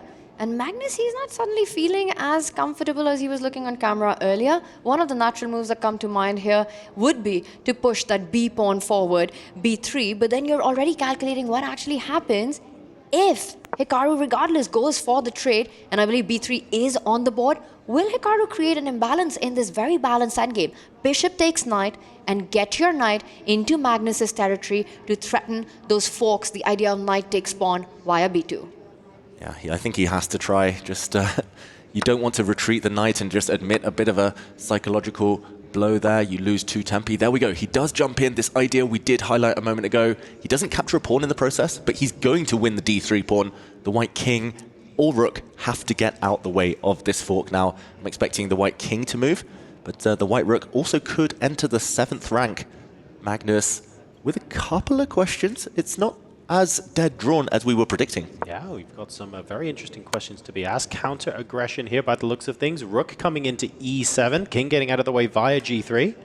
And those moves happen very, very quickly. We just have to point out, Hikaru's gone down a line that's likely to end in a draw now. But Hikaru, we blitzed past it. He had a very strong opportunity. If we just rewind, he could have given a check from the other direction. Knight to d1 check. And if the white king moves, knight takes pawn. Now the white rook cannot take on c7, for example, as there would be a nasty fork in the air. Ooh. It's a 3-4 move variation, but this was a missed opportunity for Hikaru, and instead, looking back at the game now, it looks like hungry hippos, the players just munching on each other's pawns, and the game likely to now end in a draw. I don't think either player realized what they just missed. You know, you pick up the pawn that's hanging, but there's, hey, another one there on the board. And for Hikaru, he's absolutely not aware of this. No. I mean, you could tell, because if either Magnus or Hikaru were aware of it, they'd be, we'd be seeing the heads shaking. We'd visibly see the frustration. Maybe yeah, the head smash. Exactly. Missed opportunities. Even Carlsen, when he misses an opportunity, even if he's winning, if he spots he played a bad move, 2 moves later, you can see the frustration on his face. There's none of that right now. I don't think either player saw it. Wow, and it does show they are mortal. They are human, these two players, despite how fantastic and consistent their results are. I'm going to say one small word of caution. Hikaru is the one who has to be a bit on alert here, just because his pawns are split. There we go, he pushes one forward. He's going to try and trade off the whole of the queen side, the whole of the left flank. White's king is slightly more advanced than the black king as well, so Magnus is the only one who can win this endgame, but ultimately, with correct defense, should be level now. And the good point is that the clocks are level as well. So Magnus will not be able to play on that time advantage, because these endgames, you know, you're down to that minute, 2 minutes on the clock, the pressure builds up, you keep holding it until you can't against Magnus Carlsen. We've seen that storyline, but I think this one, a player like Hikaru, he's got this. He does go on the attack, puts pressure on the b3 pawn, and I think we might see even more trades rook takes pawn, but something annoys Hikaru. Do get a little bit worried sometimes, though, because you're right. You can keep piling the pressure on, especially when your opponent doesn't have very much time on the clock. I feel like, especially in classical chess, Carlsen can do that when his opponent still has an hour on the clock. He almost doesn't need the time advantage to be able to do that. But look at how centralized that king is. If the rooks are tied up defending the pawns on the c-file, Carlsen's king is so much more active, so much more centralized. Here we go, the position starting to repeat itself. This is the second time we've seen this one. The problem is if the white king steps forward, the black king also moves forward to block. Will Magnus play on, or will he agree to the draw here now? I think he plays on. I think Magnus pushes this one. With 5 minutes on the clock, if he slides the rook over, that is a draw offer. But Magnus knows it's risk-free. King super active, rook super active. Ooh. He's going to play this. He's thinking about it, isn't he? He's going to play this. Look at him. I don't know. He wanted the draw. Oh, and a draw it is. All right, game number 5 of this semi-final is in the books, but you saw the scores on your screen. Magnus Carlsen, 3. Hikaru Nakamura, 2. And that means we enter a must-win situation for Team Falcons if they want to take this to an Armageddon and have their finals hopes alive for Hikaru Nakamura. Teammate Alireza Firouzja already waiting for them in the grand final. But will Magnus Carlsen be able to push his team over the line and take on both Falcons at the Esports World Cup? Fascinating there. Hikaru wasn't analyzing the game that just finished. He was analyzing his previous white game. He gets white in the final one, must-win situation. He's looking for improvements over what happened in the past. That was a sneak peek into Hikaru Nakamura's preparation for this final game between these two players. Will Hikaru be able to take it into the tie breaks? Alireza said it, right? He hopes, he's rooting for his teammate. Exactly. If Hikaru makes it, Falcons, they are guaranteed the championship if it's Hikaru versus Alireza. But for that to even become a reality, first, Hikaru has to win this next game. He has to force the Armageddon. Magnus needs only a draw, but he starts with the black pieces. Yes, indeed. So we've got several results we can play for here. Magnus Carlsen, of course, can win and take it all. He can draw and take it all because a draw is all he needs. And if Hikaru Nakamura wins, well, then we go to Armageddon. And once again, either player can win. So it's interesting. It's a chess game where we're playing for 4 results. I didn't think that could happen. It's a chess game, but Magnus also loves playing those odds. And by taking this draw, he's banked an Armageddon. We should mention that. Magnus is guaranteed to play at least the next game, maybe another, for a shot at the finals. Hikaru, it's all about here and now. He has to play on the front foot. He has to use that word that he dropped earlier, aggression. And we see another Queen's Gambit. I'm very surprised we've gone into this. We did see that sneak peek of Hikaru Nakamura looking at the computer, looking at what he should have done in the previous game, in game 4 of this Catalan. But Magnus switches up the order this time, switches the variation. He opens the position by taking on c4. This is known as the most rock-solid variation as black. But the game is guaranteed to go on for a long time. And that is what Hikaru is hoping for. Rock solid is not what you want to hear as Hikaru Nakamura at the moment, but he's playing quickly, he's playing confidently, these moves getting blitzed out. Players, of course, they are very, very familiar with this by now. It's an opening we've seen so many times in the Esports World Cup and in this match. But now it's a must-win situation. We're going to start seeing those risks. This might be well understood, but we're going to move into unfamiliar territory. We're going to be taking those 50-50 moves, those risky punts, rolls of the dice, to see if we can catch our opponents off guard. And a widening of the eyes from Magnus Carlsen as Hikaru allows him to double the pawns. Black's most principled move here, the theoretical move, this is still a well-known position, is bishop takes bishop. We would see a bishop trade on f4, white recapturing towards the center. Magnus actually says no. That would not only re-establish white's control over the center, though, it would open up the g-file for potential attacks later on. And that's a long story that has a lot of history behind it, that variation, but Magnus doesn't want any risk here at all. A slightly cagey approach by Magnus, just making sure that there are no imbalances in the position, so keeps the pawn formation as is, not allowing those open lines. But now this sort of, again, gives the option to Hikaru, right? He could get out of this trade. He could trade on d6 on his own self and say, you know what, that d6 pawn might come under fire. But if I'm white, And I'm Hikaru Nakamura. I'm thinking, how do I keep as much tension on the board? How do I keep as many pieces on the board? This is my final chance to play for the win. There might not be something direct, but I want those bishops alive. Yeah, I completely agree with that. And also, if you take the bishop on d6, your queen's on the c file. You wanna open up the half-open c file for black. It means that play becomes quite natural. It's not necessarily advantageous, but it becomes really obvious what the immediately plans are for black. So, what do you do instead? Not sure. But also, where do you move that bishop? Maybe g5? Are we risking trading it for a knight? It does get taken on the next move, but there were some big questions to be answered there. And Magnus is the one to blink first with that trade. We talked about the doubled f-pawns.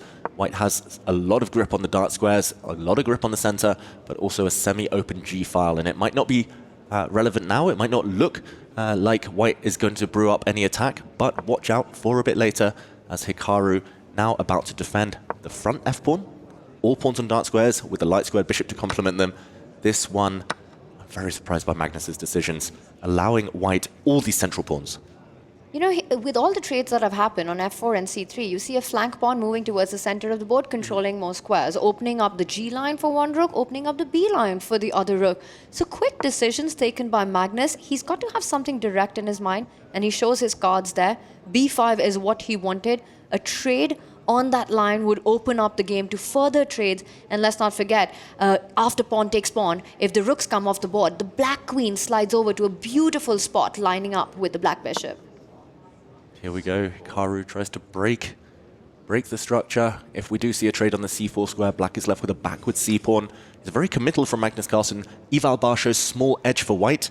I think this is a dream for Hikaru in most chess circumstances, but to win on demand, still a big ask. And of course, the bishop defending the pawn on b5, so you could technically take the pawn on a4, and there's no immediate counter. But of course, in the long run, that's just a big weakness. With the major pieces, there should be a way to recapture. So we're not too worried about that at this moment in time. He takes towards the center. That's normally the way. Give a top player two options. They'll usually capture towards the center.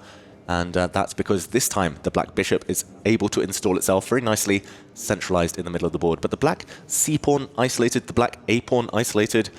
It does look like a small advantage for Hikaru. It's very interesting, this position is, you know, with the pawn formation that white has right now. And it looks very solid. You know, you control all those dark squares, but Magnus, he's got the control on the e4 and the d5 square. In fact, Hikaru is inviting the knight to jump to the center of the board, attacking the queen with tempo. Magnus, though, not rushing with that. He's trying to calculate what happens, how would the follow-up be, and also some better options. You know, maybe get the rook to the open line, improve the position of the queen. Yeah, very interesting, this provocative move there from Hikaru. Hoping for a queen trade, hoping for the black knight to leap forward. It actually retreats, and not only would the black knight step back, the queen does the same. And he's kind of decentralized the black knight in the process. Watch out, there might be the white knight jumping towards the g5 square, the white queen on a nice diagonal, and that has just been prevented. But now we're in a position where if you need to sit here and come up with plans as white, you can see there's a target on c7. There's an open b file potentially for you to try and take. The knight on d7 is defending against it, but there's a potential outpost, a fairly juicy one on e5 that you might want to take in the long run as well. None of these are game-winning strategies, but they're all very concrete ideas that you can see just from looking at the position for a couple of moments. So from a clarification point of view, it feels like Hikaru now has an easier time than he did maybe 5 moves ago. I feel you're absolutely right on that. But I think if you have to win, you have to make some breakthroughs, some big committal moves. You know, you need to find those concrete lines. It's about checks, captures, and threats. No checks on the board, no captures on the board. I do see a move for Hikaru that creates a threat on the board that I'd have on my radar. That e-pawn moving forward, e4, hitting the bishop, creating this big center. Yes, it's committal. Those pawns can be attacked, but they also come with ideas of their own, right? You gain so much space, and I wonder if we might see that play out. Yeah, I think Hikaru in a must-win situation, very tempted. I think usually he wouldn't push that because it is very committal and could backfire due to how weakening it is. The white pawn's very loose there, waving to the audience back from our commentary booth. Instead, he plays a very non-committal move, very natural move. He sidesteps with his rook, but now black is ready. Black is one move away from striking out, pushing that backward c-pawn to c5. A trade of that pawn would spell the beginning of a simplification process. Maybe now is the moment. The white queen is slid across to attack the a6 pawn, but that one doesn't look like the most relevant pawn either way. Magnus, small window of opportunity here for him maybe. Will he sacrifice the pawn for that activity to free up his pieces with c5? But that's a big decision to make. You know, when you need only a draw to go through, you're basically creating a lifelong imbalance, and then you have to go on to prove your initiative for the pawn that's given up. He does have another option. He could push that pawn one step forward and then think about going c5 on the next move. Pawn to a5, save the one the white queen is looking at. Very, very natural. That would give Hikaru again the opportunity to push forward in the center. And 6 minutes plays 6 minutes 20. Magnus sacrifices a pawn. Hikaru reacts on the camera there. Big decision. Yeah. Big one from Magnus. Absolutely spot on. And you can tell from the facial expression that you just saw from Hikaru, he's going, okay, this is interesting. Maybe he wasn't expecting that as a default response. Let's do a quick bit of calculation. 6 minutes and 5 seconds apiece on the clock at the moment, so no major time advantage for either player to speak of right now. This could be one of those scenarios, and it's very scary, where you say, okay, if you're going to let me take the pawn, I'm going to have to test it out. I'm going to have to take it and see what happens. And talking of seeing what happens, let's see what might happen. We're looking at the analysis board, actually in sync. Hikaru ends up playing this move. Queen takes pawn, and now Magnus has multiple options. He can push forward with his pawn, creating a passer. That c-pawn, super strong. And the white queen on a6, almost like Magnus's queen on a6 earlier in the day, could well get trapped. There's ideas of the black rook sliding across to a8 and picking off the white a4 pawn at the very minimum. And there we go. We actually do see this come to pass. Black with a big threat of rook to a8. Hikaru needs to get his queen out, evacuate her ASAP. These flank pawns, you know, when it comes to queen attacking them, are like a mousetrap. We've seen it happen with the B pawn, and we see it happen with the A pawn. You invite the queen over, pick up material. The moment they do that, you shut the mousetrap door and say there's no way home. And right now, you have to be careful about not losing that queen. You know, an idea that Hikaru used to win that game too. But right now, Magnus is the one threatening it. This will be revenge at a meta level if he gets it done. Exactly. Massive momentum shift either way. Magnus willing to throw a pawn away just to create this very powerful pawn on c4 and to try and trap the white queen. Hikaru wasn't expecting this, that's for sure. And for the first time in this all-important game, Hikaru Nakamura is about to go over a minute below Magnus Carlsen as well. So they were more or less neck and neck for quite a lot of the middle game. Now we're settling in for a deep think, and Magnus will be keeping half an eye on that, looking to use it if we get into an endgame. This is Magnus playing with fire, you know, needing only a draw. He could have held on to his material. He didn't have to do it. He's voluntarily given it, and there's no direct path to equality here. Yes, you're threatening the rook move, and maybe if white's not careful, there might be a direct path to equality. The rook shuffling around on the A line and the B line and the A line, you know, causing some problems to that white queen. This is some big brain chess here going on. I mean, just giving up a pawn, pushing your own pawn to c4, playing for initiative, incredible stuff. And there's a lot beneath the surface here, a lot of calculation that needs to be done. How does Hikaru get his queen out? How does he save his extra pawn in the process? A few big questions. He does find a safe square for Her Majesty there, but given a question mark by the computer, eval bar sliding in Magnus's favor, the queen is forced away, forced back. She's done a lot of steps, a lot of work in the last few moves, but it might be Magnus's queen that's about to come out. The black pieces swarming forward. And he puts it at a beautiful square, because it might look like he's only eyeing that a4 pawn. And look at the way Magnus just leans in. You know, he's smelling it, he's sensing it. The rook can double down on that A line. You've given up a pawn, but opened a file to get to your opponent's pawn. He first defends c4, rook a6 coming up next. Magnus going to target that extra pawn.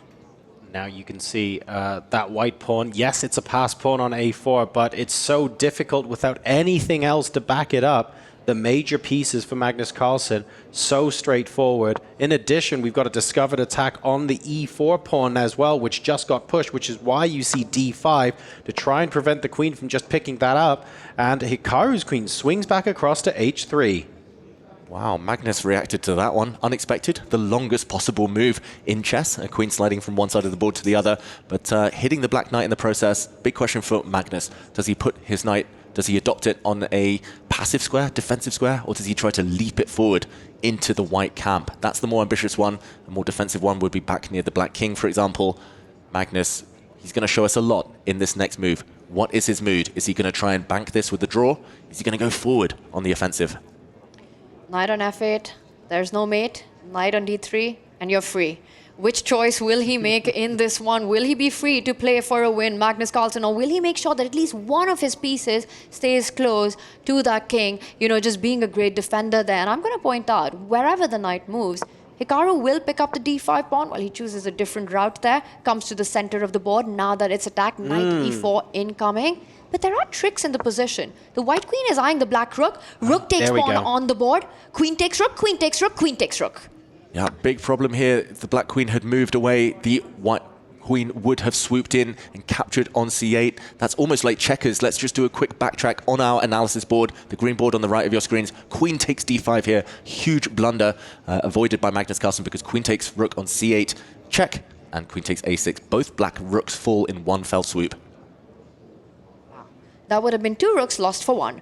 And of course, Magnus avoids all those dangers. He goes rook takes pawn himself, but this is going into proper blitz territory now. Hikaru Nakamura brings out his knight. Material is level. 4 pawns versus 4 pawns. But that's c4, which is just 3 steps away from becoming a queen. Tying down Hikaru's rook on c1.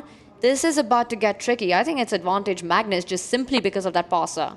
And the reason we just explored on the analysis board is also the reason e5 was given a question mark, because you could have actually just taken the pawn. The same tactic would have been on the board. So anyway, it came to pass. We saw what could have been. And now that looks like a big blunder. Knight f1 from Hikaru. This could be huge. Magnus has blundered. The white knight can now retreat to f1. The black knight has pinned itself, and this wins the black knight. Magnus has blundered. He's going to react. He's just lost a piece in one move. He can't believe it. And the crowd, they are supporting Hikaru. They know he's about to win. He's found the move. And now the queen can jump into the attack, triple down on that knight. You pin it and you win it, and Magnus Carlsen cannot believe it. Wow, the black knight doomed, tied up in knots. Magnus is reacting to the crowd. I think he can hear what's going on. So much applause now. Hikaru Nakamura is about to strike back on demand and force Armageddon. Team Falcons fans, they're going absolutely wild. And Hikaru Nakamura, he's about to get this done. He is taking the world #1 to an Armageddon. He's won a knight. He's done the hard work. There are no tricks in this position.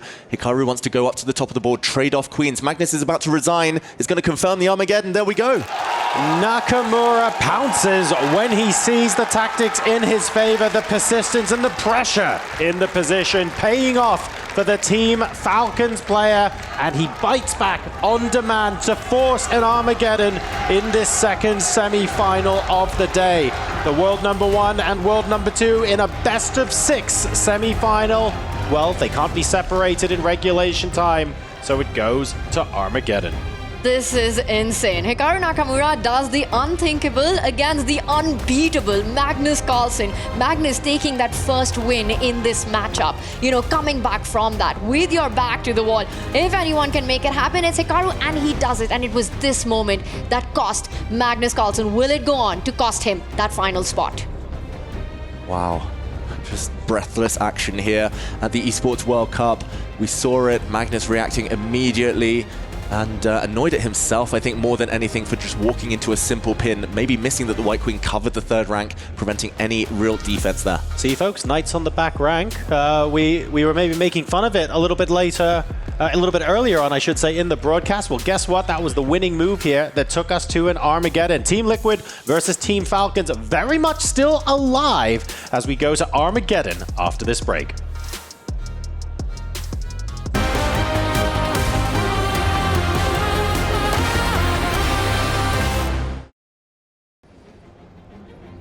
World #1, the world #2. Reigning club champions at the Esports World Cup versus the runners-up. And it's 3-all tied in the semi-final, going to an Armageddon game. It does not get more tense than this. It feels like fate, it feels like destiny. The only way to separate these two fantastic chess players is Armageddon. It had to go the whole way. It was always meant to be. But who will come out on top? That is the big question. So much at play. The mind games, the blunders we've seen, the time scrambles, and it all ends here. It all comes down to this. One game, no mercy. Biggest stakes, highest pressure. Two legends, one spot in the finals, and this one will settle it all. Magnus Carlsen versus Hikaru Nakamura. Hikaru doing it twice in the match, coming back from behind, making it a reality. What a performance. Magnus Carlsen, he's angry right now. He knows that the crowd here is supporting the home favorite team, Team Falcons, Hikaru Nakamura. He's not used to that. He's the one who usually has the crowd cheering for him. How will he deal with the pressure? So the scores are 3-all, and you might be asking yourself, well, chess is a game that can end in a draw. How does one game decide it all? This is an Armageddon game, and here's how it works. Both players submit a confidential bid to the arbiters, and the player with the lowest time plays with the black pieces. And you might be thinking, well, that sounds a bit unfair. You've got white with 10 minutes and black with less than 10. How does that make things interesting? We'll tell you how. It's because they've got draw odds. Black plays with less time, but all they have to do is secure a draw. If the game ends in a draw, that counts as a win for black. So there's extra pressure because the player who starts with white, who has 10 minutes, has to win the game to progress. And we can now reveal that the bidding process is complete, and the player who will play black in the Armageddon game is Hikaru Nakamura, who doesn't just go into the 6-minute territory, he bid 6 minutes and 12 seconds. He absolutely was determined to play with the black pieces here, and that gives him draw odds. Wow, that is a statement that shows confidence. He just won a game with the white pieces on demand, not backing himself to do it again, being so insistent that he takes black, backing himself to hold the draw, but taking only 60% of his opponent's time. Wow, will he regret that, Tanya? 6-12.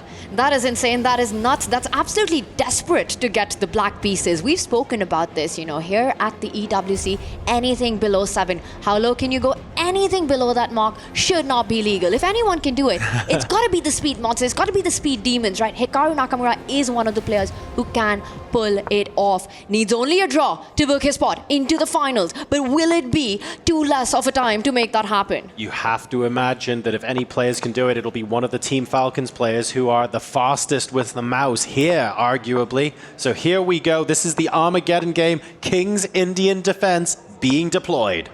King's Indian Part 2 after Hikaru won earlier with the black pieces in this opening.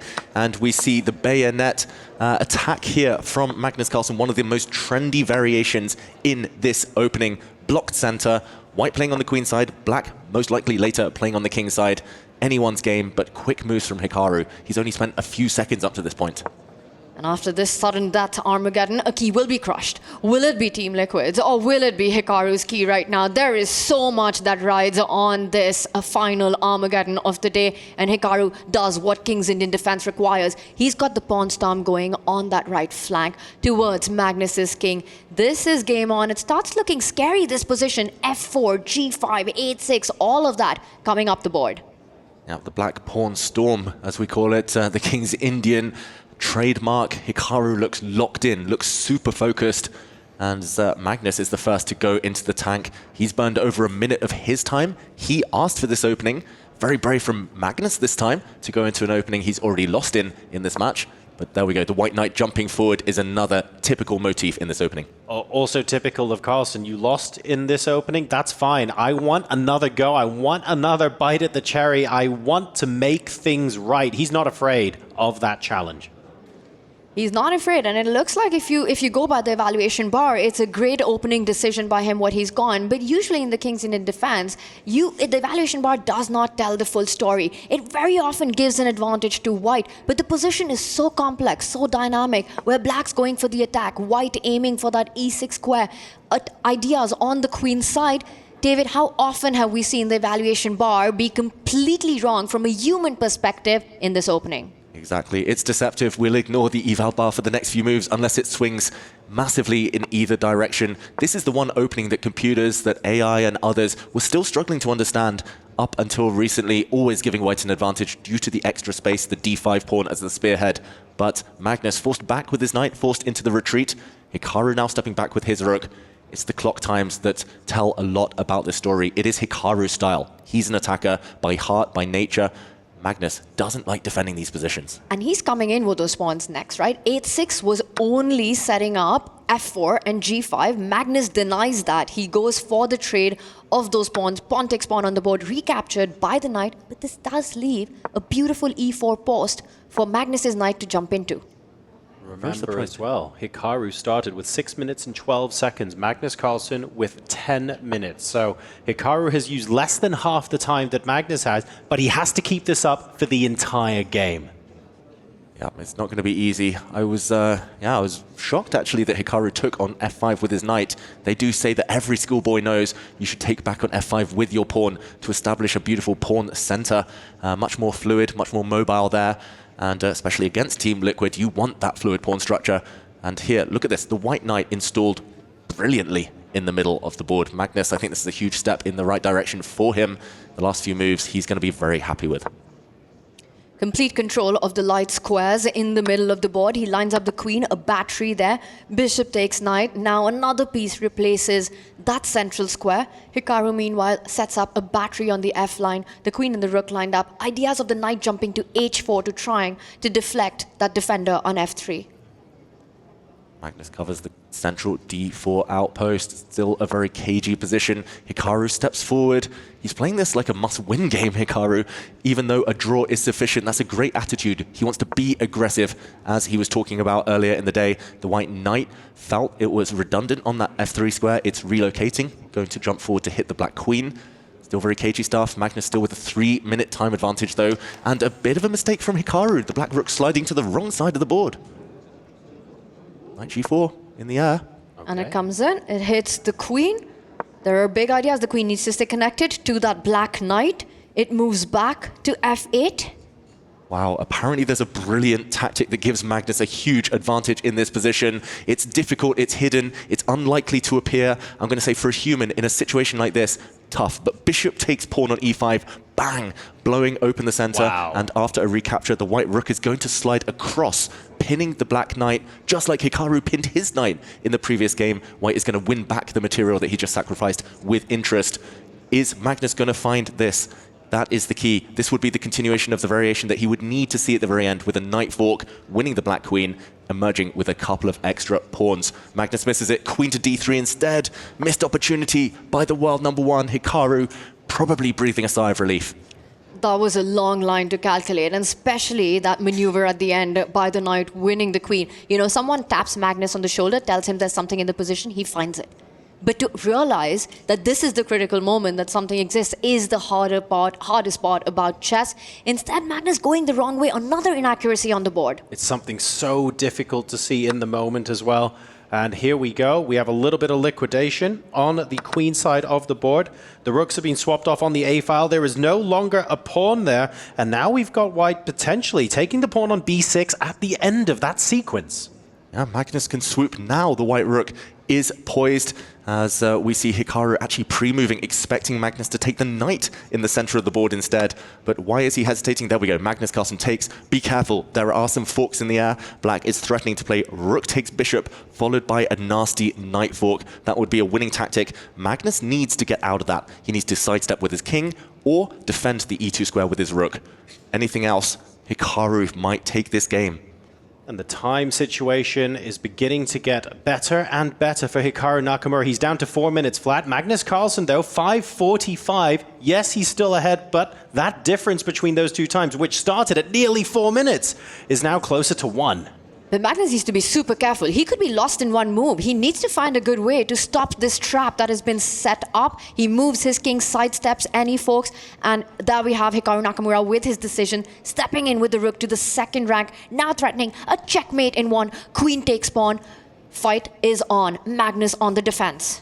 Checkmate threatened. Magnus needs to defend against this, needs to hold the gate. He retreats his knight. Not a happy move. The knight misplaced on the first rank, but out of necessity there. Long-term, Magnus is doing very well. Strategically, Magnus has the advantage. If he can get the queens off, he's loving life.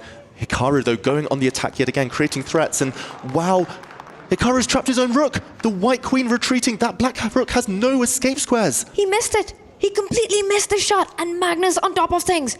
He knows it. Queen takes rook. You've got nowhere to hide. If you put that on e2, bishop takes knight. Get rid of the defender. You have no time to capture the knight on d1, Hikaru Nakamura. What a miss. Rook b8 coming in as well. It's not only attacking the queen, but about to win Hikaru's queen, and Hikaru panicking there. It's all gone wrong for Hikaru Nakamura in the space of one move. It was a very attacking position, a very promising position, one he would have enjoyed. But this double attack, very sneaky there from Magnus Carlsen, has just one material. Now the black rook drops off, exchange up, rook for knight. But he will fight on. With the queen, knight, and bishop around the white king, Magnus has to go on the attack. Otherwise, Hikaru's queen's about to come in on h2, threatening some big checks. And you can see the mentality from Hikaru, that champion's mentality. He slumped in his chair when he realized that was a big mistake, and he got back up within a fraction of a second, and he was instantly calculating, what can I do next? How can I still make something out of this game?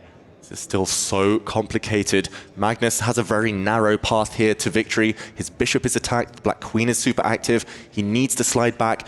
Great defensive move there, hitting the black bishop, defending with the white bishop, and setting up some checks. The white bishop hoping to slide into h7, forcing Hikaru back with his bishop. We saw Hikaru almost banging the table there. Look at the eval bar. Magnus is winning, white is winning, but can he put the finishing touches on? It's 4.5 minutes against under 3 minutes now.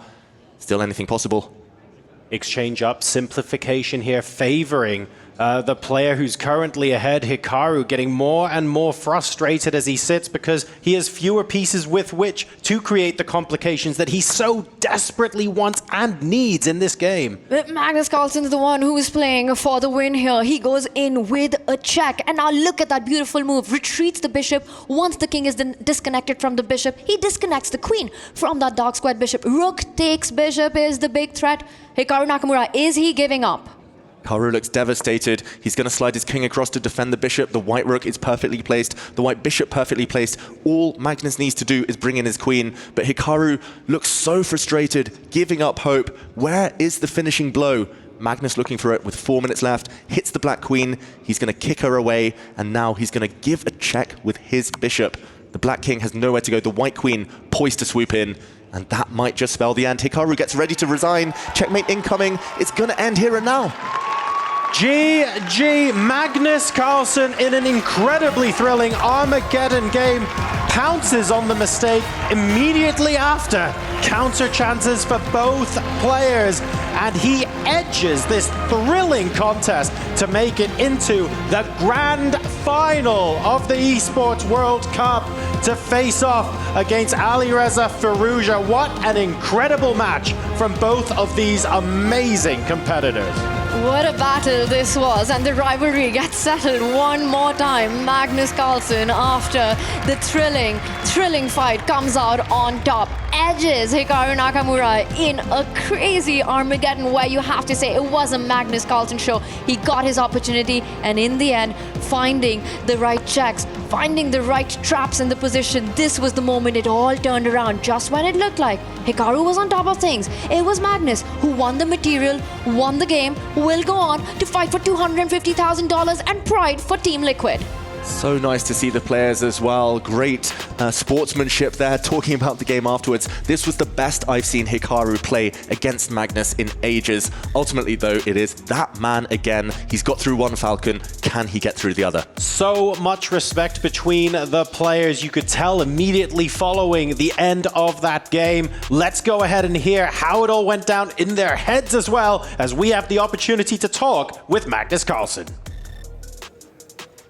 Ladies and gentlemen, after a barn-burning 7-game series, we have our second grand finalist, none other than the king of chess himself, Magnus Carlsen! Absolutely. Now, we all saw you breathe a sigh of relief after finally closing that last game. You were pushed to the edge this one, but you managed to pull through as you always do. Why do you think that was? I don't know, like I was so nervous in the last game because, you know, I kind of knew what moves to play to some extent, but I was still shaking. Yeah, this was really tough.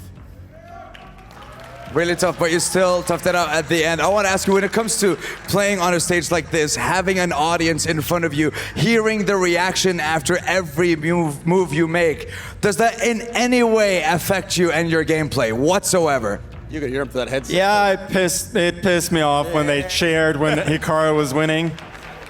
But I know, they cheered for me at the end as well, but I got my bow and arrow ready. I've shot one falcon. I want to shoot one more tomorrow. Well, ladies and gentlemen, our final is set in stone, but only one will have their name etched in Esports World Cup and chess history. Let's go on back to the studio to break that down for the end of the day. Thank you very much for joining us. Boys and girls, take it away.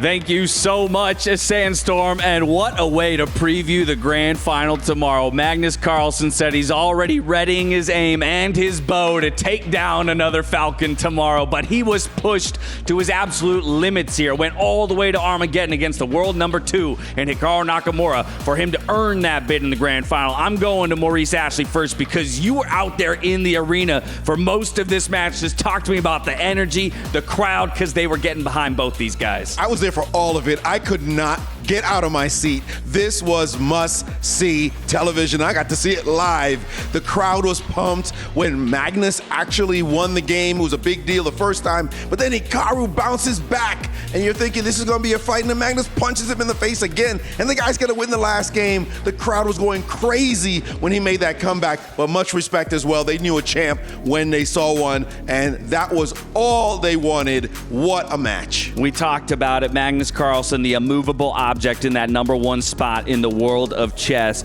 but it looked like he was on the precipice of falling out of that spot for just a mere moment, and then he saves himself at the last minute. Yeah, I know. We wanted the drama, we wanted the feels, and we got it all, right? And hats off to Magnus there, because in the Armageddon, he's just come from a loss in Game 6, and he's stressing, he's raging, and he manages to calm himself down. And you know what? Hikaru, credit to him, he came out swinging in that game. He just needed a draw, and he was like, you know what? I want to fight. Yeah, we say the time is the third player on the board. I'd say the audience is the fourth player now here in the world of chess at the Esports World Cup. But now let's try and walk it back. Let's go through some of these games. Game 1 looked a little messy, a little shaky from both players. Magnus comes out on top. For Hikaru, the question was, can he strike back? Game 2, he misses the winning move. And there were so many questions behind the scenes, Yovi, about how he'd rebound if he recognized that he had missed a winning position. Yeah, if he had seen that he had missed a win right there on the final move, he would never have bounced back. And ignorance is bliss. We peeked over his shoulder on the broadcast too as he's going through the game recap before setting up for Game 3. He didn't make it to that bishop move, so he didn't have the opportunity to see his own mistake. And in so many ways, Maurice, I think that might have been of benefit to him. Yes and no. Yes, of course it was a benefit. You don't want to see the way you just tripped and fell in the face and you could have hit the guy and come right back. But Hikaru Nakamura, he is singularly made to go through hell, walk all the way through, and come right back. He is an incredible fighter, one of the greatest fighters we've ever seen in the history of chess, and he proved it by bouncing back in the other games. Exactly. Game 3, he goes to the classic King's Indian Defense. It's the young Hikaru Classic, and he delivers in Game 3, equalizing 1.5, going into the player break. Incredible stuff. Right. I mean, we talk about vintage Magnus, but there it was vintage Hikaru. Hikaru, known as the H-bomb, known for his fiery brand of chess, always going for the jugular. He does it there. And he just manages to unsettle Magnus and take the point. And what was really crazy to me was how the crowd went wild. I was digging it. I was like, oh my God, how are the players going to react to this? Absolute rarity that Magnus gets his queen trap, but Hikaru finds that, gets the full point. We're equalized going into Game 4. Quick breaks for both of these players. Gotta wonder what was talked about between them, maybe their seconds or anybody in their camp during those 5 minutes, because we come right back out. Game 4, playing the Catalan versus Magnus? What a choice. It was indeed a choice. By the way, Team Falcon was all in attendance. That's why you heard such a roar as well for Hikaru, because he had his team hanging out, all of them wanting to see this happen. But then playing against Magnus, as you said, in that Catalan, and Magnus with the moment when he puts his finger to his lips to say, quiet people, I am a Magnus Carlsen, you know, and watch me work. And he was able to come back and win that game and really put it to Hikaru. Game 5, right? Felt kind of destined to a draw from the beginning. A lot of symmetry, a lot of liquidation. Not too much to discuss. Yeah, this was a typical Grandmaster draw. You know, the players just like prodded and poked each other and, you know, just testing for some small weaknesses. Ultimately a draw, but yeah, it was all coming down to Game 6. That's what it did. It set us up for such a brilliant Game 6 because it's now a must-win situation to force Armageddon. Exactly. Hikaru with the white pieces has to win. And here, he took us all by surprise. Well, it took me by surprise, at least, because he goes for Magnus's favorite. Again, the Catalan. And, you know, it's a completely different game. He just gets a very small advantage. Magnus does what he does best, you know, sacrifices a pawn, plays brilliant chess. And then, well, you are only as good as your last move. And big blunder. Well, the reality was it wasn't just a blunder that came out of a good position. It actually was a blunder that came out of a good position because Magnus was doing just fine. Magnus was like, I'm chilling like a villain. I'm about to win this thing. And what happens? He makes this ridiculous move. And you know what they say? The hardest move to see are backward knight moves. And that retreat knight F1, Magnus was just in shock. And here Hikaru won the piece. And you could see it in his body language like, oh my goodness, I'm back in this match. It's nice to see, though, that every once in a while the world number one is a little bit human, makes mistakes that all of us can make on the chessboard. That brought us to the Armageddon. Magnus gets the win with, an unfortunate blunder from Hikaru, but Magnus pounces in that moment. Does mean that Hikaru exits contention for the top 2 spots, and he'll be dropping down into our 3rd, 4th place matchup up against Arjun Erigaisi. Let's go to Mike Klein as he's standing by with Hikaru Nakamura.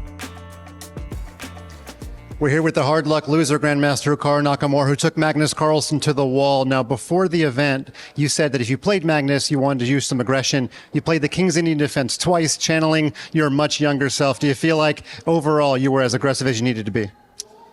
Yeah, I mean, I think with this match, the first game was unfortunately a very bad game. I got this slightly worse position and lost. And kind of after that first game, I decided I was going to go all in.